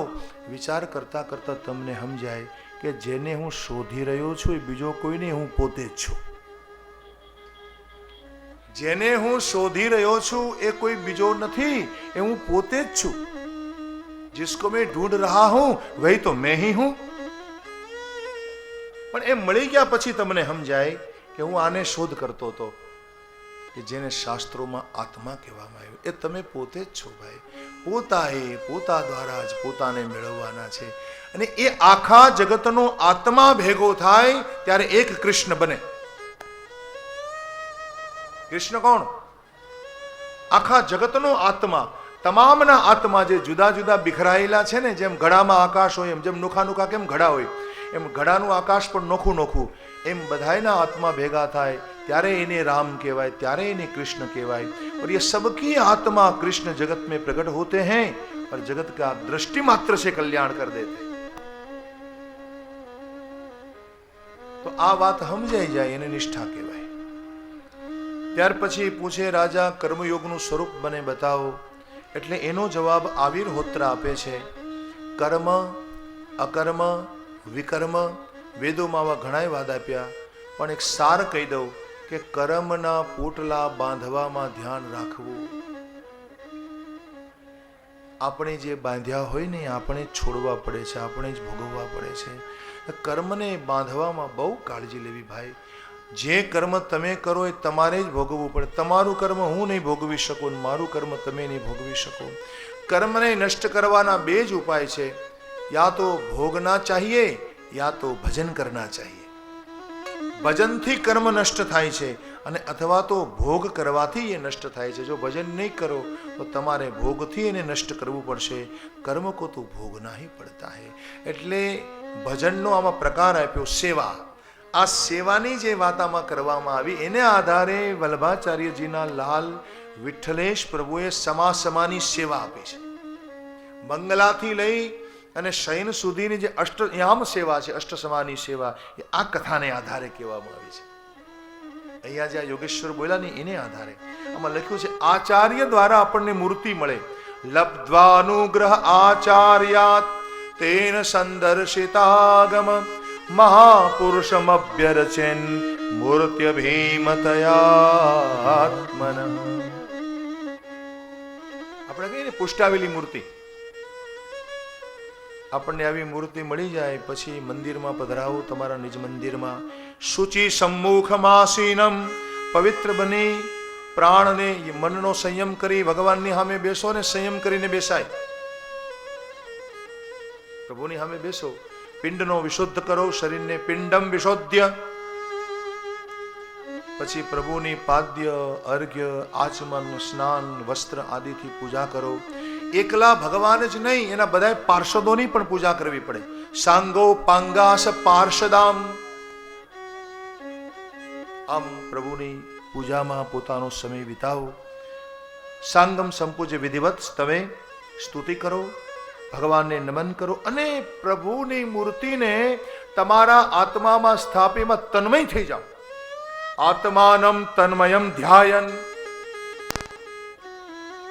ભગવાનની સેવા કરે પેલા પછી ભગવાનને ત્યાં છોડીને ભાગી જવાનું એમ નહીં, પણ જે મૂર્તિ છે ને એને તમારા આત્મામાં સ્થાપિત કરી દો અને એનું ચિંતન કરતા કરતા એમાં તન્મય બની જાઓ.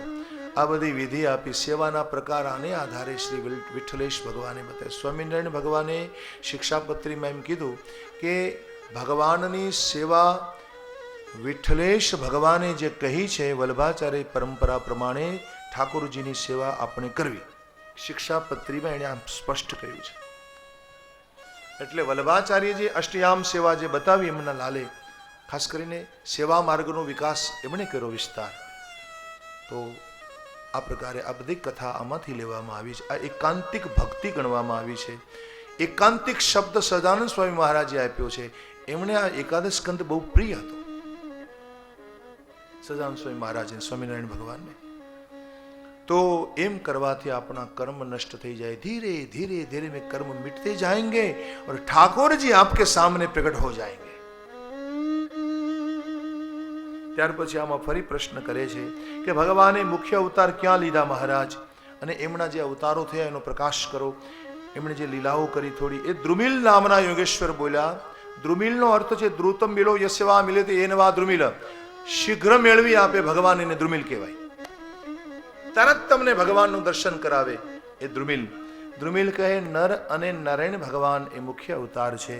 ત્યાર પછી ઘણા બધા ભગવાને જે અવતારો લીધા એમાં ભગવાને હંસાવતાર આદિ અવતારો, રામકૃષ્ણ આદિ આ બધા અવતારોનો આમાં ઉલ્લેખ કરવામાં આવ્યો. પરંતુ પ્રભુના અવતારો ઉદાર છે. હરિના અવતારોથી, લીલાઓથી એનું ગાન કરવાથી જીવના કલ્મશ મટે છે. એટલા માટે હરિના અવતાર કથાઓનું જ ગાન કરવું.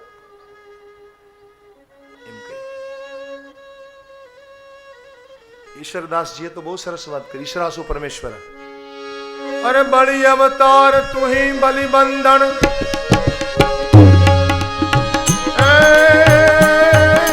बलि अवतार तू ही बलि बंधन, भगत हरिया दुख भंजन, तवे जे हरि अवतार तिहारा, सदगति नहे छुटे संसारा. तवे जे हरि अवतार तिहारा, सदगति नहे छुटे संसारा. तवे जे हरि अवतार तिहारा, सदगति नहे छुटे संसारा. तवे जे हरि अवतार तिहारा, सदगति नहे छुटे संसारा. सदगति नहे छुटे संसारा.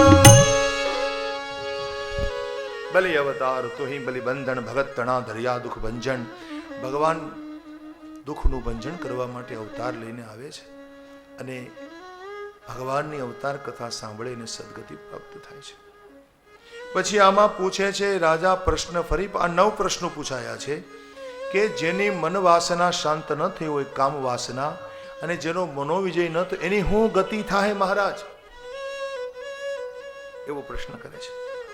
એટલે ચમસ નામના યોગેશ્વર બોલે, દેખો આ જગતમાં અહંકારને વશ થઈ અને બધા ઘૂમ્યા કરતા હોય, ફેર્યા કરતા હોય ધનની પાછળ, પરંતુ એને ખબર નથી ધનનું ફળ ધર્મ છે.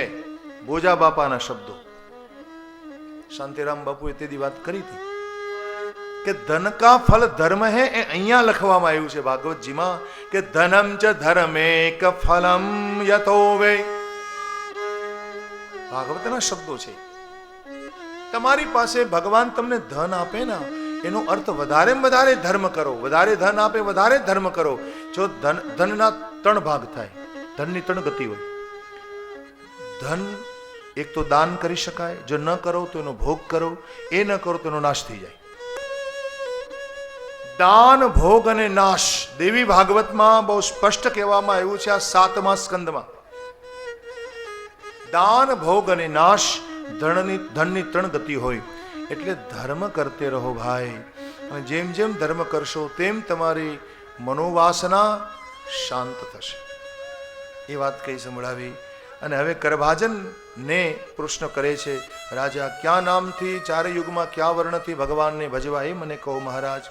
એટલે કરભાજન બોલે કે સતયુગમાં ભગવાન સફેદ વર્ણના હોય, ત્રેતામાં રક્ત વર્ણના, દ્વાપરમાં પીત વર્ણના અને કલયુગમાં કૃષ્ણ વર્ણના બનીને આવે છે. પ્રભુ ક્યાં ક્યાં મંત્રથી ક્યાં નામથી ભજવા એ પણ કહ્યું. કલયુગમાં આ મંત્રથી ભગવાનનું ધ્યાન કરવું. એ મંત્ર હું રોજ મંગલાચરણમાં પહેલો મંત્ર એ બોલું છું. ધ્યેયમ સદા પરિભવગ્નમ ભીષ્ટદોહમ તીર્થાસ્પદમ શિવ વિરંચિનુતમ શરણ્યમ મૃત્યાર્તિહમ પ્રણતપાલ ભવાબ્ધિપોતમ વંદે મહાપુરુષ તે ચરણારવિંદમ. હું એ ચરણોનું ધ્યાન કરું જેમાં બ્રહ્માદિ દેવતાઓ પણ રહેવાની ઈચ્છા કરે, તથા તીર્થોને રહેવાનું પણ મન થાય છે. આવા મારા પ્રભુના એ ચરણો, એ મહાપુરુષના ચરણોની હું વાર વાર વંદના કરું. વંદે મહાપુરુષ તે ચરણારવિંદમ. એવો જ એક બીજો મંત્ર રામ વંદનાનો પણ છે. આમ આ મંત્રોથી કલિકાલમાં ભગવાનને ભજવા. આ 9 યોગેશ્વરોએ વિદેહ રાજાને કીધું, મહારાજ કલિયુગમાં કીર્તન કરવાથી તમારા બધાય સ્વાર્થ સિદ્ધ થઈ જાય. નામ સંકીર્તન હો, હરે રામ રામ રામ હરે હરે, શ્રી કૃષ્ણ શરણમ મમ આદિ જે મંત્રો છે એનું કીર્તન કરતા રહો. બસ યત્ર સંકીર્તને નૈવ સર્વ સ્વાર્થ અભિલભ્યતે. બધા સ્વાર્થ તમારા. જો ભાઈ ઘરમાં કે જીવનમાં સંકટ આવ્યું હોય ને તો બીજાને આગળ રોદડા ન રોવા. ઘરમાં રોજ ધૂન કરો. ગમે એટલું કામ હોય, કામ છોડીને 1 કલાક ધૂન ઘરમાં થવી જોઈએ. અને જો તમે બધાએ મળીને ધૂન ન કરી શકો તો વિષ્ણુ સહસ્ત્ર નામનો પાઠ કરો.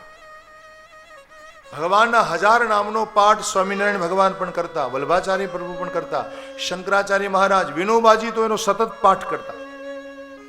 તો 1000 નામનો પાઠ કરો એને સંકીર્તન કહેવાય. ઇતિદમ કીર્તનીયસ્ય કેશવસ્ય મહાત્મન અંતમાં લખ્યું છે. તો કેશવના 1000 નામનો પાઠ કર્યા જ કરો ઘરમાં. જેના ઘરમાં રોજનો 12 પાઠ થાય ઓછામાં ઓછા, એના બધા સંકટો મટે છે. તો આ પ્રકારે આ નિર્ણય આપ્યો. અને ત્યાર પછી હું આપને કહું, 9 યોગેશ્વરો વિદેહ રાજાની સભામાં બધા દેખતા રહી ગયા.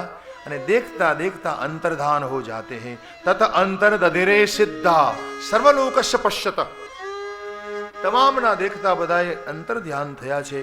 આ 9 યોગેશ્વરોએ જે કથા કહી આને ભાગવત ધર્મ કહેવાય છે. આ ભાગવત ધર્મ છે, ભગવાનના સ્વરૂપની આ કથા. આ 9 ભાઈ એ કલિયુગમાં નવનાથ બનીને આવ્યા.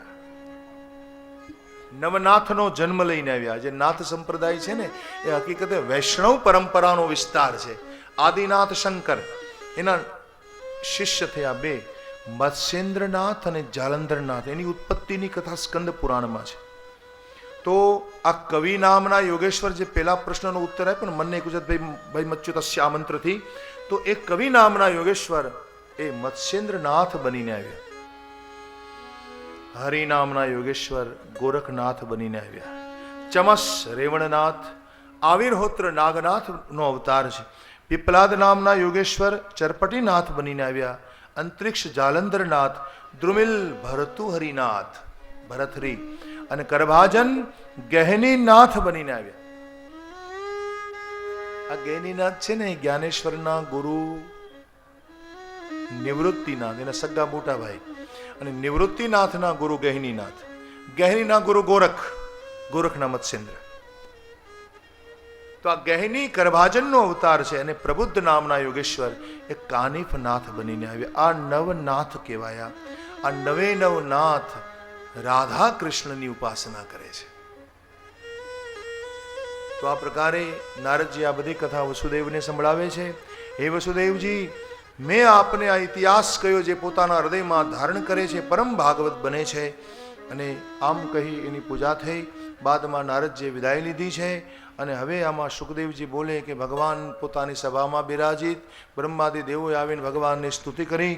બ્રહ્માજીએ કહ્યું, પ્રભુ તમે સંસારમાં આવ્યા અને 125 વર્ષ કરતાં વધારે સમય વીતી ચૂક્યો છે. હવે અમે આપને લેવા આવ્યા છીએ, હાલો હાલો. હવે ઉદ્ધવજી આવ્યા. ઉદ્ધવજી આવીને ભગવાનને કીધું, પ્રભુ એકલો નહીં જાઓ, તમારી સાથે આવીશ. ભગવાને ઉદ્ધવજીને જ્ઞાન આપ્યું અને કહ્યું, હું તમને જ્ઞાન આપું. દત્તાત્રેય ભગવાનના 24 ગુરુની કથામાં કહેવામાં આવી છે. લેકિન મારે 10 વખત પૂરું થયું કરવું લ્યો. 10 તો વાગવા આવ્યા, ક્યાં કરું? તો દત્તાત્રેય ભગવાનના 24 ગુરુ પાસેથી એણે જે જ્ઞાન લીધું. દેખો, એ દાસી જીવનના શબ્દો સાર્થક લાગે તમને. દેખંદા, નિરખંદા, પરખંદા. પેલા જુઓ, પછી નિરીક્ષણ કરો, પછી એને પરખો તો દેખાય. જણ જણ જણ ઝાલરી વાગે. તો અહીંયા એ ભાવ આપ્યો છે કે તમે જેને જુઓ એને જોયા પછી બરાબર નિરીક્ષણ કરો.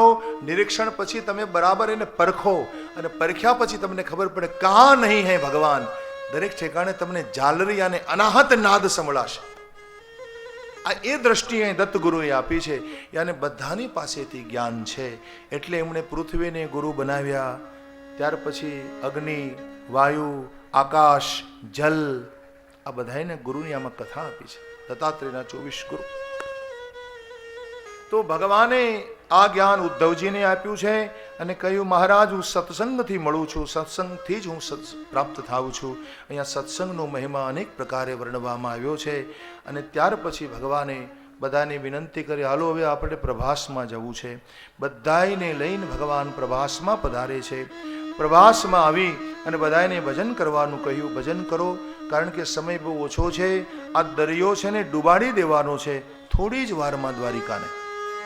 અને આપણે બધાએ સ્વધામ ગમન કરવાના છે. બધા યદુકુળનો નાશ થવાનો છે. એટલે ભગવાને સ્ત્રીઓ, બાળકો, વૃદ્ધોને શંખોદ્વારમ વ્રજનવિત, તમે બધા શંખોદ્વાર જાઓ અને વયમ પ્રભાસ યાસ્યામો, આપણે પ્રભાસમાં જઈએ આમ બધાને કહેલું. અને બધાને લઈને ભગવાન પ્રભાસમાં પધાર્યા છે.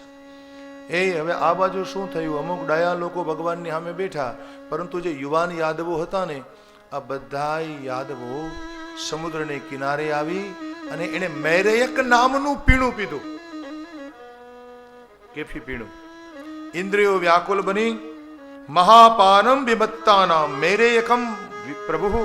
આમ મેરેયક પીણું પીધું ને ઇન્દ્રિયો વ્યાકુલ બનીને બધા સમુદ્રને કિનારે હાથાપાઈ શરૂ કરી. પેલા બોલા ચાલી, પછી હાથાપાઈ, અસ્ત્ર શસ્ત્રો ચલાવ્યા. અને પેલી મૂષળના ચૂર્ણથી એરકા નામની વનસ્પતિ પ્રગટ થઈ હતી, એના પર્ણ લઈ અને એકબીજાના માથા વાઢી રહ્યા છે. ભગવાન દેખ રહે લેકિન કિસી કો રોકતે નહીં, સાક્ષી સે બેઠે રહે. હજારો યાદવોનો સંહાર થયો ભાઈ, કરોડો યાદવો. લોહીની નદીઓ વહી, રૂંડ મુંડ જ્યાં ત્યાં ઉડી રહ્યા છે. અને જ્યાં સુધી દેખાય ત્યાં સુધી દરિયાનું પાણી રક્ત રંજિત થયું છે, લાલ રંગનું બન્યું છે. ભગવાનને કિસી કો રોકા નહીં, કારણ કે આ ઘટના ઘટવાની હતી. મેરે ઠાકુરજી બેઠે રહે પીપળાના ઝાડ નીચે. આ બાજુ બલરામજીએ મૂળ રૂપ ધારણ કર્યું શેષનું. રામ નિર્યાણમાલોક્ય ભગવાન દેવકી સુતા. બલરામજી સમુદ્રમાં પ્રવેશ કરી જાય છે और ભગવાન બલરામજીએ નિર્વાણ કર્યું છે. બોલો શ્રી બલરામજી ભગવાન. જોયું મોટા ભાઈએ નિર્વાણ કર્યું છે એટલે ભગવાને ચતુર્ભુજ રૂપ ધારણ કર્યું. બિભ્રત ચતુર્ભુજમ રૂપમ. દ્વારકાધીશનું સ્વરૂપ કેવું છે? આ એ સ્વરૂપ. નિર્વાણ સમયે ભગવાને જે સ્વરૂપ ધારણ કર્યું હતું ને એ સ્વરૂપ આજે દ્વારકાધીશનું છે. ચતુર્ભુજ રૂપ ભગવાને ધારણ કર્યું એનું 2-4 મંત્રોમાં વર્ણન છે. ભગવાને પોતાના જાનુભાગ પર ગોઠણ પર પોતાનું ચરણ મૂક્યું. લાલ રંગના કોમલ ચરણ છે પ્રભુના. ભગવાનના ચરણનો અંગૂઠો અને બાજુની એક આંગળી ભગવાન હલાવી રહ્યા છે તો દૂરથી જરા નામના પારાથી જોયા કોઈ મૃગ ઉભો છે અને પેલો લોખંડનો અવશેષ ભાગ જે માછલીના ઉદરમાંથી એને મળેલો હતો એને બાણ ઉપર ચડાવેલો અને એ બાણ એને છોડ્યું. એ બાણ દોડતું ભગવાનના ચરણ સિદ્ધાંતમાં રહેલા મસ્તકને વીંધી અને પીપળાના વૃક્ષને વીંધી આર પાર નીકળ્યું. આવીને જોવે, અરે પ્રભુ ये मैंने क्या कर दिया, मुझे क्षमा कर दी, ये तो हमारे वासुदेव है. क्षंतु मरहसी पापस्य, हे प्रभु मारा पापने क्षमा करो. भगवान ने कहा कोई बात नहीं, पहले तुम वैकुंठ में चले जाओ. भगवान આ જરા નામના પારાધીને वैकुंठ આપ્યું છે. हिसाब बराबर हो गया. प्रभु ने कहा मैंने तुम्हें वाली के रूप में मारा था और ये हिसाब आज हमारा पूरा हो जाता है. પછી તો પારાધીને વૈકુંઠમાં મોકલ્યો. બીજી બાજુ દારૂક સારથી ભગવાનના ગળામાં રહેલી તુલસી ગંધની માળાથી પ્રેરાય અને ત્યાં પહોંચે. પ્રભુની દશાને જોઈને દારૂક રડી રહ્યા છે. દારૂકના જોત જોતામાં ભગવાનનો રથ આકાશમાં ઉડ્યો. ભગવાનના રથની ધજામાં ગરુડજીનું ચિહ્ન. સુતે વે રથો ગરુડ લાંછન ખમુત્પાત રાજેન્દ્ર. આકાશમાં આ રથ ઉડ્યો. થોડી વાર થઈ એટલે ભગવાનના આયુધો આકાશમાં અંતર્ધ્યાન થયા. તન્મગચ્છન દિવ્યાની વિષ્ણુ પ્રહરણાની ચ. ભગવાન વિષ્ણુના આયુધો આકાશમાં ઉડ્યા છે અને હવે ભગવાને કીધું કે દેખો તમે દ્વારિકા જઈને કહો કે દ્વારિકામાં કોઈએ રહેવું નહીં. બચેલા યાદવોને કહો પોતપોતાના સગા સંબંધીને સાથે લઈને દ્વારકા છોડી દે, કારણ કે મારા ગયા પછી આ દરિયાલાલ ભગવાન દ્વારિકાને 7મે દિવસે ડૂબાડી દેશે. દ્વારકાયામ ચનસ્થેયમ ભવદ વિશ્વબંધુવે મયા ત્યક્તામ યદુપુરી સમુદ્ર પ્લાવયિષ્યતિ. મયા ત્યક્તામ યદુપુરી, હું ત્યાગ કરીને જઈશ, આ દ્વારિકાને દરિયો ડૂબાડી દેશ. આ પ્રકારે દારૂક સજલ લઈને ત્યાંથી વિદાય લે છે. બીજી બાજુ દેવતાઓએ આવીને ફૂલોની વૃષ્ટિઓ શરૂ કરી અને હવે ભગવાનના સ્વધામ ગમનનો સમય નજીક આવે છે. ભગવાને ધ્યાન ધારણાથી પોતાના પ્રાણને બ્રહ્મરંધ્રમાં ચડાવ્યો છે. બરાબર એ જ વખતે ફૂલોની વૃષ્ટિઓ થવા લાગી. બ્રહ્માદિ દેવતાઓ સ્તુતિ કરી રહ્યા છે અને ભગવાનની ગતિને કોઈ જાણી ન શકે. માનો કોઈ વીજળી ચમકી હોય એમ પરમાત્માનો શ્રી વિગ્રહ અનંત આકાશ में अंतर्धान हो जाता है. बोलो श्री द्वारिकाधीश की जय. બ્રહ્માજીને વિસ્મય થયો, અતિ વિસ્મય. ભગવાનની અવિજ્ઞાત ગતિને કોઈ જાણી ન શકે. અવિજ્ઞાત ગતિમ કૃષ્ણમ બભૂ અતિ વિસ્મિત. અને ભગવાને જેવું સ્વધામ ગમન કર્યું ને એટલે એની પાછળ 5 વસ્તુ જતી રહી. 5 જતા રહ્યા. इसमें लिखा है सत्य जतु રહ્યું, ધર્મ જતો રહ્યો, ધૈર્ય જતું રહ્યું, શ્રી જતી રહી, કીર્તિ જતી રહી. सत्य है ही नहीं, आ तो सत्य नो डोल छे बधोय. भगवान के पीछे पीछे चला गया. सत्यम धर्मो द्रुतिर्भूमे कीर्ति श्रीश्चांग तंग ययुहु. चली गए, सब चले गए भगवान के पीछे पीछे. धर्म भी नहीं है भैया, आ तो धर्म नो देखाव छे, केवल देखाव छे. धर्म का वो तो सब भगवान के पीछे चले गए. આવામાં સુખદેવજી સ્પષ્ટ બોલ્યા છે. આ બાજુ દારૂકે આવીને વસુદેવાદીને બધી વાત કરી, ભગવાનની કથા કઈ સંભળાવી. પ્રભુએ સ્વધામ ગમન કરી લીધું છે, યાદવોનો નાશ થયો છે. ભગવાનના વિયોગમાં વસુદેવ દેવકીએ પોતાના પ્રાણ ત્યાગી દીધા મૂર્છામાં. અને ભગવાનની જે પત્નીઓ હતી એને અગ્નિ પ્રવેશ કર્યો. કૃષ્ણ પત્નીઓ વિશન અગ્નિમ, એમણે અગ્નિ પ્રવેશ કર્યો. રૂકમિણી આદિ રાણીઓએ પ્રભુના સ્વરૂપને પ્રાપ્ત કર્યું. અર્જુનજી ત્યાં હાજર હતા, એમનું તેજ ભગવાનમાં સમાઈ ગયું. અને અર્જુનજીએ અનિરુદ્ધના દીકરા વજ્રનાભ નાનપણમાં નાના હતા એ વખતે છુપાઈ ગયેલા ક્યાંક ડરને કારણે એમને શોધી પિંડદાન કરાયું. થોડાક જ યાદવો બચેલા હતા અને એમને સાથે લઈને તુરત જ આ બધી વિધિ પૂરી કરી અને અર્જુને આ ક્ષેત્ર છોડી દીધું. અને જ્યાં અર્જુન આ ક્ષેત્ર છોડ્યું 7 દિવસ પૂરા થયા. દ્વારકામ હરિણા ત્યક્તામ સમુદ્ર પ્લાવયત ક્ષણાત. એક જ ક્ષણમાં હરિએ જ્યાં દ્વારકા છોડ્યું તરત 7મે દિવસે સમુદ્ર ભગવાને આખી દ્વારિકાને ડુબાડી દીધી. માનો દરિયામાં મોટા સુનામી મોજા ઉઠ્યા હશે, આવા મોજાઓ ઉઠ્યા और તરત દ્વારિકા ડૂબી ગઈ. પણ એક મારા ભગવાનનો રાજમહેલ રેવા દીધો દરિયાલાલ ભગવાને. આમાં લખે છે વર્જયિત્વા મહારાજ શ્રીમદ ભગવદાલયમ. શ્રીમદ ભગવદાલયમ, ભગવાનનો રાજમહેલને માન આપ્યું સમુદ્ર ભગવાને. પ્રભુના મહેલને એને ડુબાડ્યો નહીં, બાકી પૂરી દ્વારિકા ડૂબ ગઈ. જેમાં લંકા બાળીને હનુમાનજીએ એક વિભીષણ કરગૃહ નાય, એક વિભીષણનું ઘર એને રેવા દીધું હતું. એમ આ તો પ્રકૃતિ છે ને, ભગવાનનું માને છે, પ્રભુએ એનું સર્જન કર્યું છે. સમુદ્ર ભગવાને પ્રભુના રાજમહેલને ડૂબવા ન દીધો. આ પ્રકારે આ ઘટના ઘટી. બીજી બાજુ મહારાજ અર્જુન બધાને લઈને આવે છે. રસ્તામાં એને કાવાઓએ લૂંટ્યા છે અને હવે આવ્યા હસ્તિનાપુરમાં. હસ્તિનાપુરમાં આવીને સુખદેવજી બોલે, હે પરીક્ષિત, તમને પાંડવોએ રાજ સોંપી દીધું અને ભગવાનના વિયોગમાં એમણે સ્વર્ગારોહણ કર્યું. આ કથા પેલા સ્કંદમાં કરવામાં આવી હતી. આ એનો સંદર્ભ અહીંયા મળે છે. એમણે સ્વર્ગારોહણ કર્યું और बाद में आपके हाथ में शासन आया, आप शासन चलाने लगे. વજ્રનાભને મથુરા મંડળનું શાસન સોંપ્યું, કારણ કે મથુરા મંડળ એ વખતે ખાલી પડ્યું હતું. ભગવાને મથુરા છોડીને દ્વારિકા વસાવી એટલે મથુરા ખાલી પડેલું હતું. ત્યાં વજ્રનાભ ફરી આવ્યા અને આજે જે જગત મંદિર છે દ્વારિકાધીશનું સમુદ્ર કિનારે, એ વજ્રનાભનું બનાવેલું આજથી 5000 વર્ષ પહેલાનું છે. ભક્તમાળમાં વજ્રનાભનો ઉલ્લેખ છે અને ભક્તમાળમાં સ્પષ્ટ કહ્યું કે વજ્રનાભે ભગવાને જ્યાં જ્યાં લીલા કરીને તપસ્યા કરી અને ભગવાનને સ્વપ્નમાં આવીને કીધું કે તમને મારી મૂર્તિ ગોવર્ધનજીની કંદરામાંથી મળશે, એને તમે દ્વારિકાધીશ તરીકે સ્થાપિત કરો. અને પેલી મૂર્તિ જે દ્વારિકાધીશની હતી એ ગોવર્ધનજીની કંદરામાંથી પ્રાપ્ત થયેલી, એની પ્રતિષ્ઠા દ્વારકામાં કરવામાં આવી. આ એ વજ્રનાભ જે ભગવાનના દીકરા પ્રદ્યુમ્ન, એના દીકરા અનિરુદ્ધ અને એના દીકરા વજ્રનાભ છે. આ એની કથા કહી અને હવે અંતમાં કહે છે મહારાજ સુખદેવજી, મેં આપને દેવના દેવ ભગવાન વિષ્ણુના જન્મ કર્મની કથા કહી. ય એતદ દેવ દેવસ્ય વિષ્ણુ કર્માણિ જન્મ ચ કીર્તયે શ્રદ્ધયા મર્ત્ય સર્વ પાપે પ્રમુચ્યતે.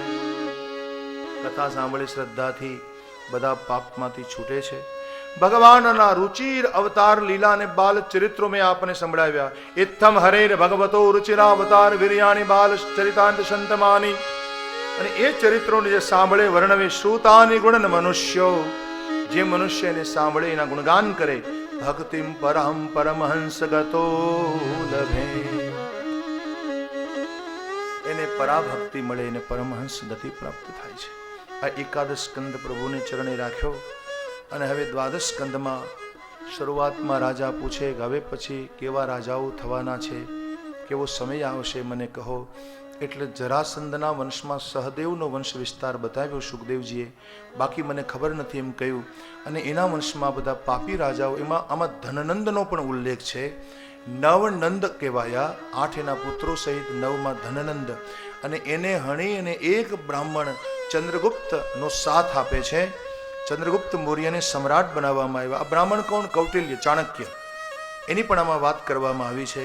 આમ મૌર્ય વંશની આગળ ઉપર સ્થાપના થશે, આ આગમ કઈ સંભળાવી. અને ત્યાર પછી જે આગળના રાજાઓ થશે એ બધા પાપી થશે, લોકોને મારનારા, રંજાડનારા થશે. આદિ બધી વાતો કરી આમાં. પછી ભારતમાં 8 યવન આવશે, 8 મુસ્લિમ રાજાઓ. તુર્ક આવશે, બયોદશ ગુરુંડા, અંગ્રેજો આવશે, 10 વાયસરોય થયા. અને આમ ભારતમાં આગળ વધતા રાજાઓના રાજ્ય નહીં રહે અને એકબીજાને પીડા આપી અને પોતાને ખતમ કરી નાખશે. અન્યોન્ય તો રાજભિશ્ચ ક્ષમ યાસ્યંત પીડિતઃ. આમ ભારતમાં by the people, of the people, for the people ડેમોક્રેસીની સ્થાપના થશે. અહીંયા સુધી આ વાત લખી છે. સ્વાતંત્ર્ય આવશે ભારતમાં. અને ત્યાર પછી જેમ જેમ સમય વીતશે એમ કોઈનામાં દયા નહીં રહે, ધર્મ નહીં રહે, ક્ષમા નહીં રહે. આવા લોકો થશે, લોકોના આયુષ્ય ઘટી જશે. કેવલ વિત્ત પ્રધાન ધર્મ થઈ જશે, કેવલ પૈસાની પાછળ લોકો દોડશે, દાંપત્ય જીવનમાં કોઈની અભિરુચિ નહીં રહે, બ્રાહ્મણોનું કોઈ માન સન્માન નહીં રહે, તમામ વર્ણ એક થઈ જશે. એક ગધેડાના જેવા ધર્મો થઈ. આમાં ખર ધર્મિણી શબ્દ આપ્યો છે. અસંયમ થશે લોકોના જીવનમાં. ભાઈ આપણા દુઃખનું કારણ અસંયમ છે. કોઈના જીવનમાં સંયમ નહીં રહે. આદિ આમાં કલિયુગના ઘણા બધા લક્ષણો આપ્યા છે, કેટલાક વર્ણવું. અને પછી જ્યારે યુગ સંધ્યાનો સમય કલિયુગ પૂરો થવા આવશે ને ત્યારે કલ્કી ભગવાન આવવાના છે. એમાં સ્પષ્ટ કહ્યું યુગ સંધ્યાના સમયે ભગવાન કલ્કી પ્રગટ થશે. સંભલ ગ્રામમાં વિષ્ણુ યશા બ્રાહ્મણને ત્યાં કલ્કી ભગવાનનું પ્રાગટ્ય થશે. અને એ કલ્કી ભગવાન પોતાના હાથમાં તલવાર લઈ અને અધર્મીઓને નષ્ટ કરશે.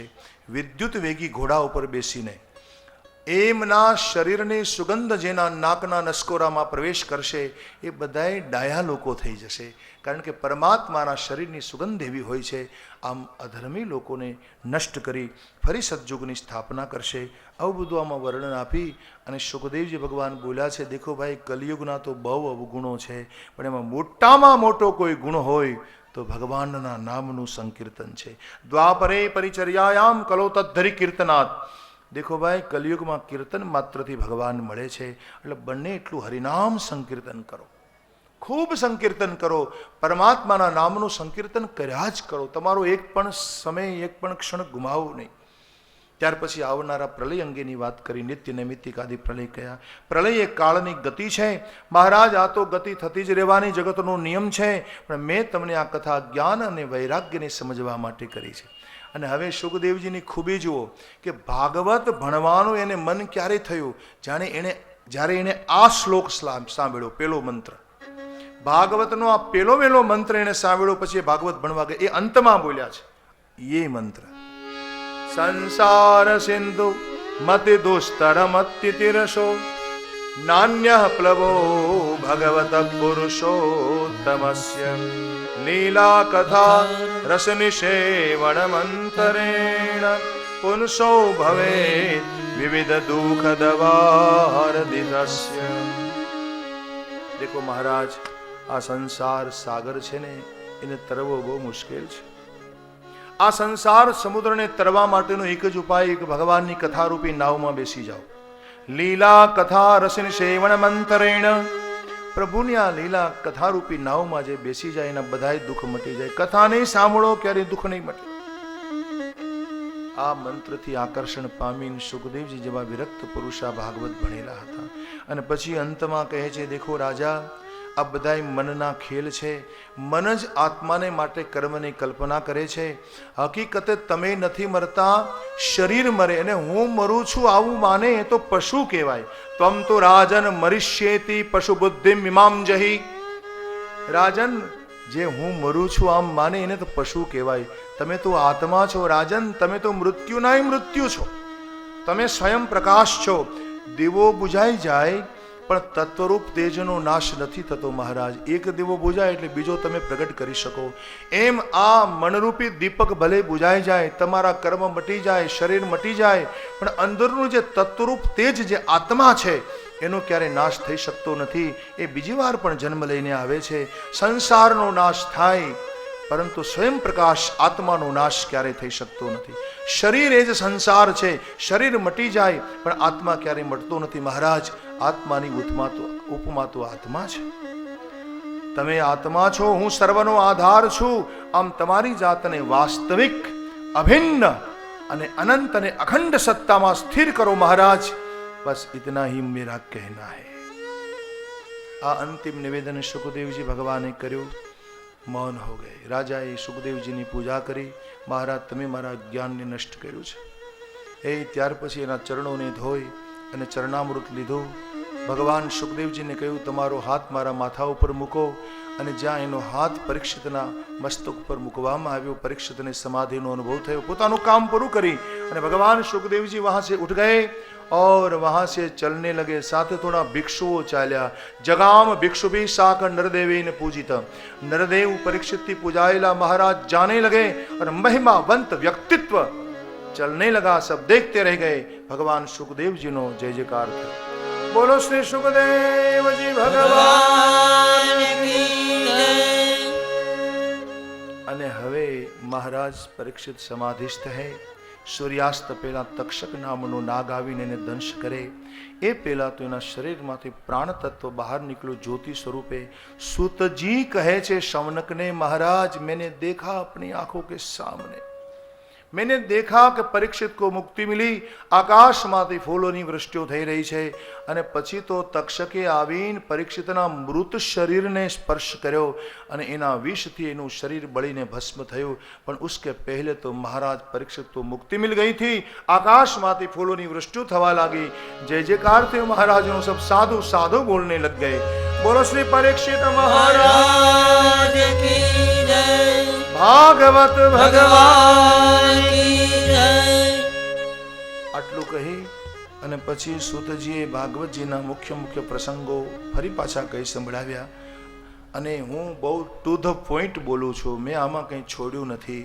એટલે મુખ્ય પ્રસંગોને યાદ કરું યા ન કરું કોઈ જરૂરી નહીં, સમય અનુસાર આગળ ચાલું છું. આમ મહારાજ પરીક્ષિતને મુક્તિ મળી અને સૂતજી કહે કે આ કથા મેં આપને કહી સંભળાવી, આ મુક્તિદાયક કથા. આ કથા સાંભળતા વક્તા અને શ્રોતાથી અપરાધ થઈ જતા હોય, અવાજ કરો, વિક્ષેપ કરો, આ પાપ છે. એટલે એ પાપને નાશ કરવા માટે આપણે ત્યાં હરએ નમઃ બોલવામાં આવતું. આ ભાગવતનો ન્યાય છે. હરએ નમઃ ઇત્યુર્ચૈર મુચ્યતે સર્વ પાતકાન. હરે નમઃ બોલે ના એ બધા પાપોમાંથી છૂટી જાય એમ કહે. આપણે પણ અંતમાં 3 વાર હાથ ઊંચા કરીને બોલવાનું હરે નમઃ. ઓમ હરે નમઃ. ઓમ હરે નમઃ. ઓમ હરે નમઃ. ઓમ હરે નમઃ. ઓમ હરે નમઃ. ઓમ હરે નમઃ. ભગવાનની કથા નિત્ય નવીન છે, એની ક્યારેય જૂની નહીં માનશો. આખું આકાશ હરિના નામથી ભરાયું છે. આમ કહીને સુતજી બોલ્યા કે ये कथा नित्य नवीन છે, શોકરૂપી સમુદ્રને સુકવનારી એ કથા મેને આપકો સુના દી. એકાદશી હોય તે દિવસે સાંભળે એનું આયુષ્ય વધે છે. દ્વારકા, મથુરા, પુષ્કર આદિ ક્ષેત્રોમાં સાંભળે કથા ભગવાનની, એનો પાઠ કરે તો એનો ભય મટે છે. દેવતા, મુનિઓ, સિદ્ધો આ કથા સાંભળે એની બધી કામના પૂર્ણ થાય છે. ભાગવતના મંત્રોનો પાઠ કરવાથી યજુર્વેદના મંત્રોના પાઠનું ફળ મળે છે અને એને પરમ ગતિ મળે. આ કથા મેં આપને કહી અને અંતમાં ભાગવતજીના 5 ફળ આપ્યા. ભાગવત સાંભળે એનો બધો સંદેહ મટે છે. ભાગવતજી સાંભળે એ નિર્ભય બને છે. ભાગવત સાંભળે એના હૃદયમાં ભગવાનનો સાક્ષાત પ્રવેશ થાય છે અને ભાગવત શ્રવણ કરે એના ઉપર ભગવાનની કૃપા થાય. અને 5મું ફળ એને પરમ પ્રેમની પ્રાપ્તિ થાય છે. આવું ભાગવત મેં આપને કહી સંભળાવ્યું. એ ભાગવત હરિરૂપ इसका जो सदा चिंतन करे वह ज्ञान भक्ति विराग से हो पूर्ण, उससे यम डरे. विपदा हटे ममता घटे अरु संपदा घर में भरे. सप्ताह की निर्मल कथा सुन कर्म का बंधन टरे. આ એનું ફળ કથન કરી અને અંતમાં ભગવાન વ્યાસને પ્રણામ, પછી ભગવાન સુખદેવજીને વંદન કર્યું અને પછીના મંત્રમાં ભવે ભવે ભક્તિ માંગી. ભવે ભવે થા ભક્તિ પાદયુસ્તવ જાય તે. હે પ્રભુ, આપના ચરણોમાં મને ભક્તિ પ્રદાન કરો. તમારા સિવાય મારું આ સંસારમાં કોઈ નથી. પ્રભુ, આપને શરણે છું. અને અંતિમ મંત્રમાં બોલે છે ભગવાન સુખજી, નામ સંકીર્તનમ યસ્ય સર્વ પાપ પ્રણાશનમ પ્રણામો દુઃખ શમનસ્તમ નમામિ હરિમ પરમ. નમામિ હરિમ. જેના નામનું સંકીર્તન કરવાથી આપણા બધા પાપ નષ્ટ થાય અને જેને પ્રણામ કરવાથી બધા દુઃખોનું શમન થાય. આવા હે હરિ, આપને પ્રણામ કરું છું, આપને નમસ્કાર કરું, આપને વંદન કરું છું. આમ કહી અને ભગવાન સુતજીએ પોતાની વાણીને વિરામ આપ્યો છે. શ્રીમદ ભગવતે મહાપુરાણે વ્યાસિક્યામ અષ્ટાદ શાસ્ત્રયામ પારમહંસા સંહિતાયામ દ્વાદશ સ્કંદે 13 અધ્યાય શ્રી કૃષ્ણચંદ્રાર્પણમસ્તુ.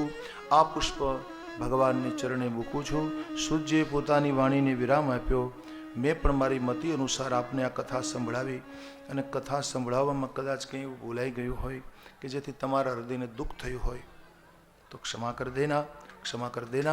और कामना करता हूँ कि ये छोटा सा यजमान बहुत छोटी उम्र के हैं, आप बहुत मोटी हिम्मत કરી બહુ મોટું કામ કર્યું છે. આપની સંપત્તિ સદૈવ ધર્મ કાર્યમાં વપરાય, આપને દરેક લોકોનો સહકાર મળે, ભગવાન આપની બુદ્ધિ શુદ્ધ રાખે और ये कामना करता हूँ आपकी बहुत लंबी आयुष्य हो और ऐसा काम करते रहे आपका सब परिवार बहुत सुखी हो અને બધાએ પ્રેમ સહિત આ રીતે ધર્મમય જીવન વિતાવો. બસ आशीर्वाद तो मैं क्या दे सकता हूँ, आशीर्वाद तो है नहीं मेरे पास. आप सब मिलकर मुझे आशीर्वाद दीजिए कि मैं भगवान की कथा को गाता रहूं. बस વધારે બોલવું નથી, સમય બહુ ઓછો છે. આમ તો મેં 11 વાગે પૂર્ણાહુતિનો ટાઈમ આપ્યો હતો, પણ મને એમ કીધું મહારાજ જે 10 વાગે કરો ને, છતાં મેં 15 મિનિટ મારે થોડી વધારે લેવી પડી, કારણ કે કથાના ક્રમને તો મારે જાળવવો ને.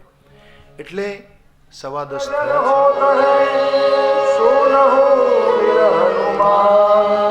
રામ લક્ષ્મણ જાનકી સદા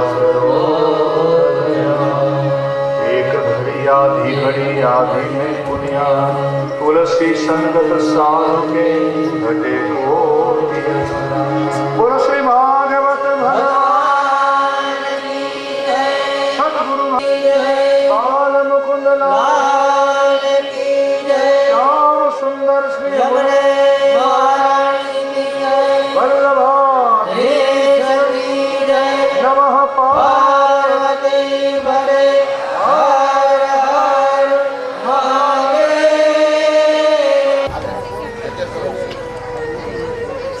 અત્યારે કરું સબ દર્શન કરો.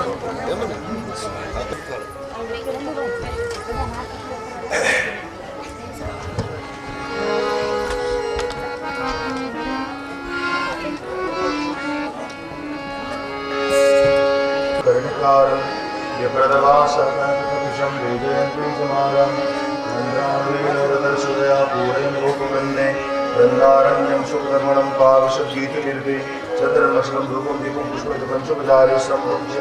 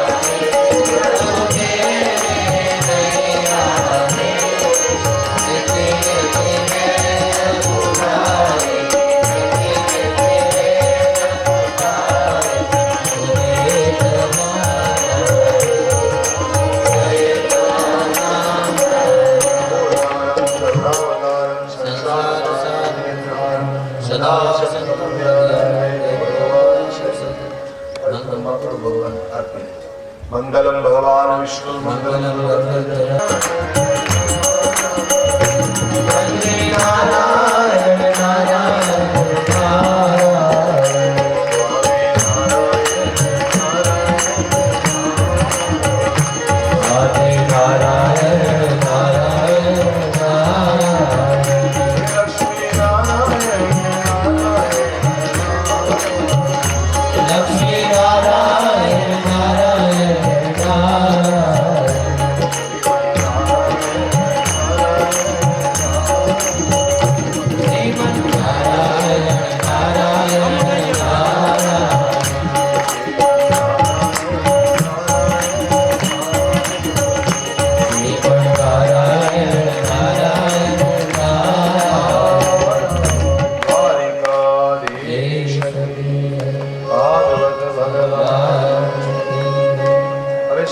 છે ને ભાગવતજી ઉપર મૂકી દે.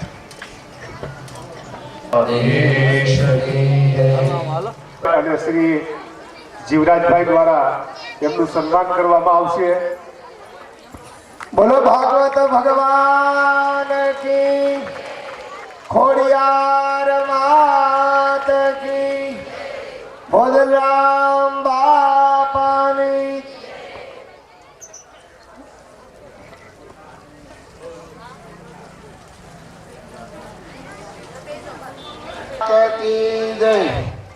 જોકે મારે તો કાંઈ કહેવાનું હોય જ નહીં.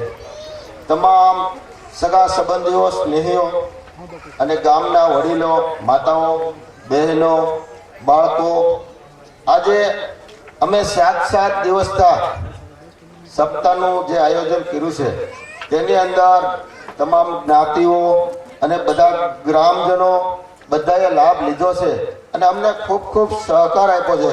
એ બદલ હું બધાનો આભાર માનું.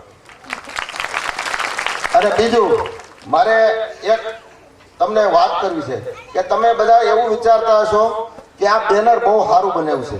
આ બેનર નથી, આ અમારા અંતરની છબી છે.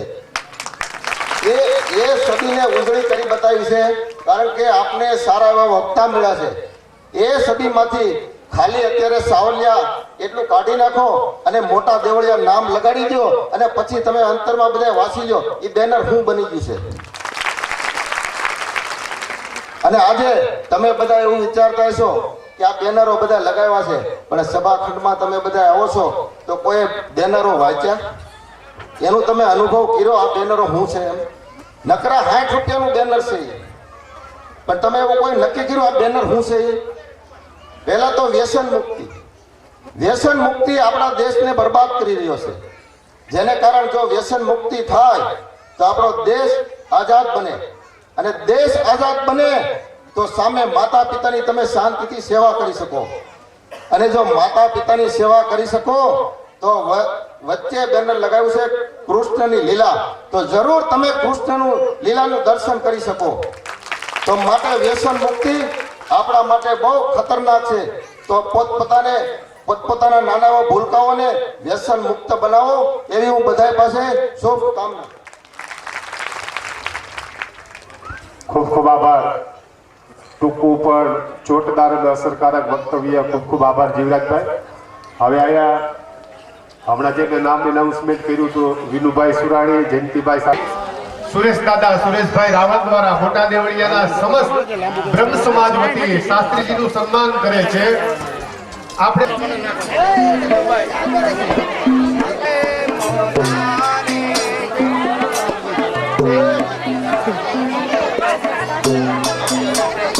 ગમા પીપલ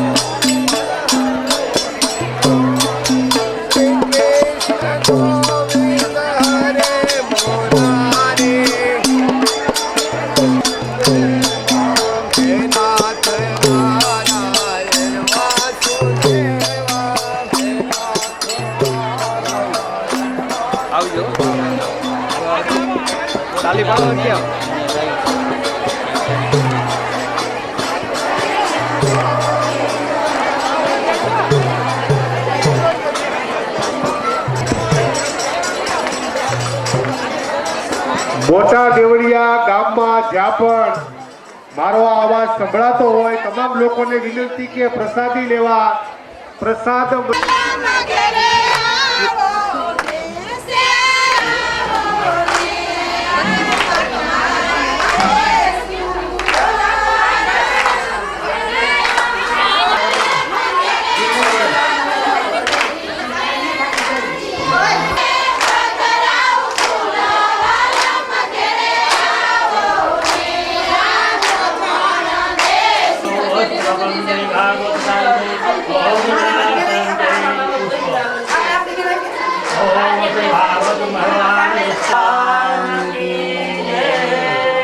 લઈ લેવાય. भुजगेन्द्रहारं सदा वदन्तं हृदयारविन्दे भवं भवानि सर्वमङ्गलमाङ्गल्ये शिवजाजिके चरणे त्र्यम्बके गौरी नारायण नमोस्तुते. बोलो भागवत भगवान.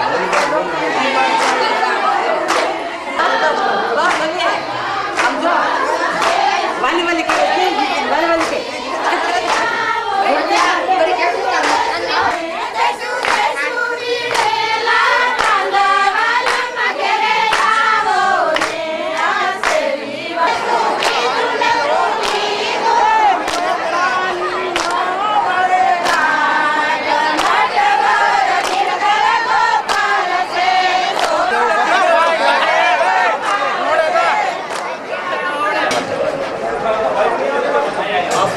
શૂટિંગ આવી જવું છે જ્યાં બેઠા હોય ને એનો ખાસ જ્યાં બધા બેઠા હોય ખબર પડે બેઠા હતા એમ હા તમે જલ્દી લઈ લો અમારું આવ્યું નહીં તો ખબર નથી પડતી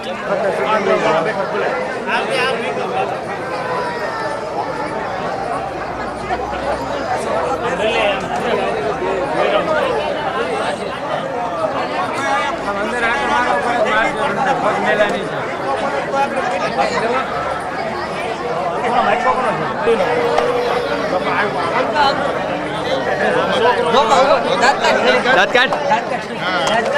આવડા રૂમા મોટું નહીં આવે હરખું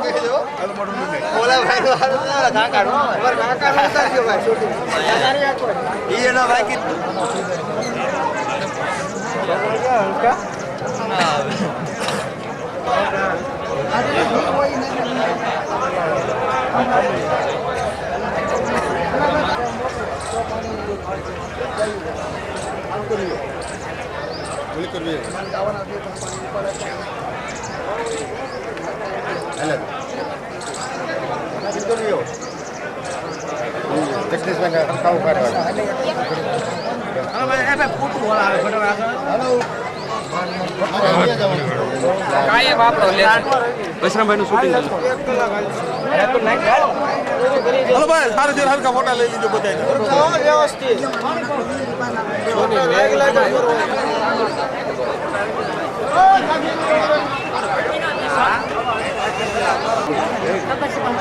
દીદી કે તો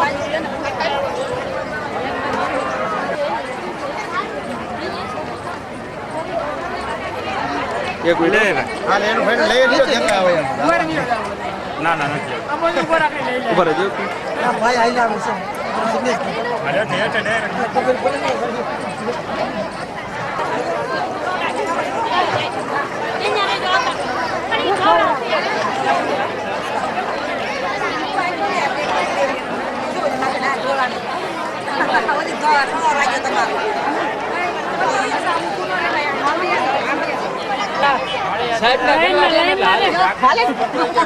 એને ગમે ત્યાં નિયમ કઈ લાગુ પડતા જ નથી ગમે ના આવે ને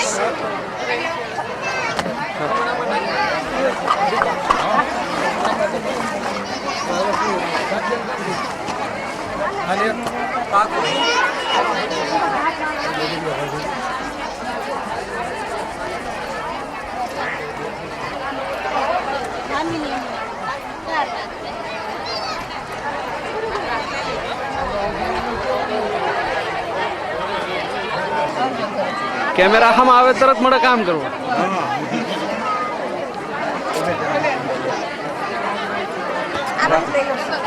હા ભાઈ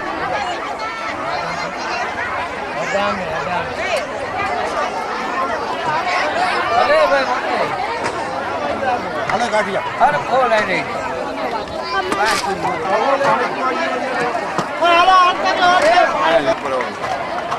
હા બધાનું શૂટિંગ વ્યવસ્થિત લઈ લેજો એટલે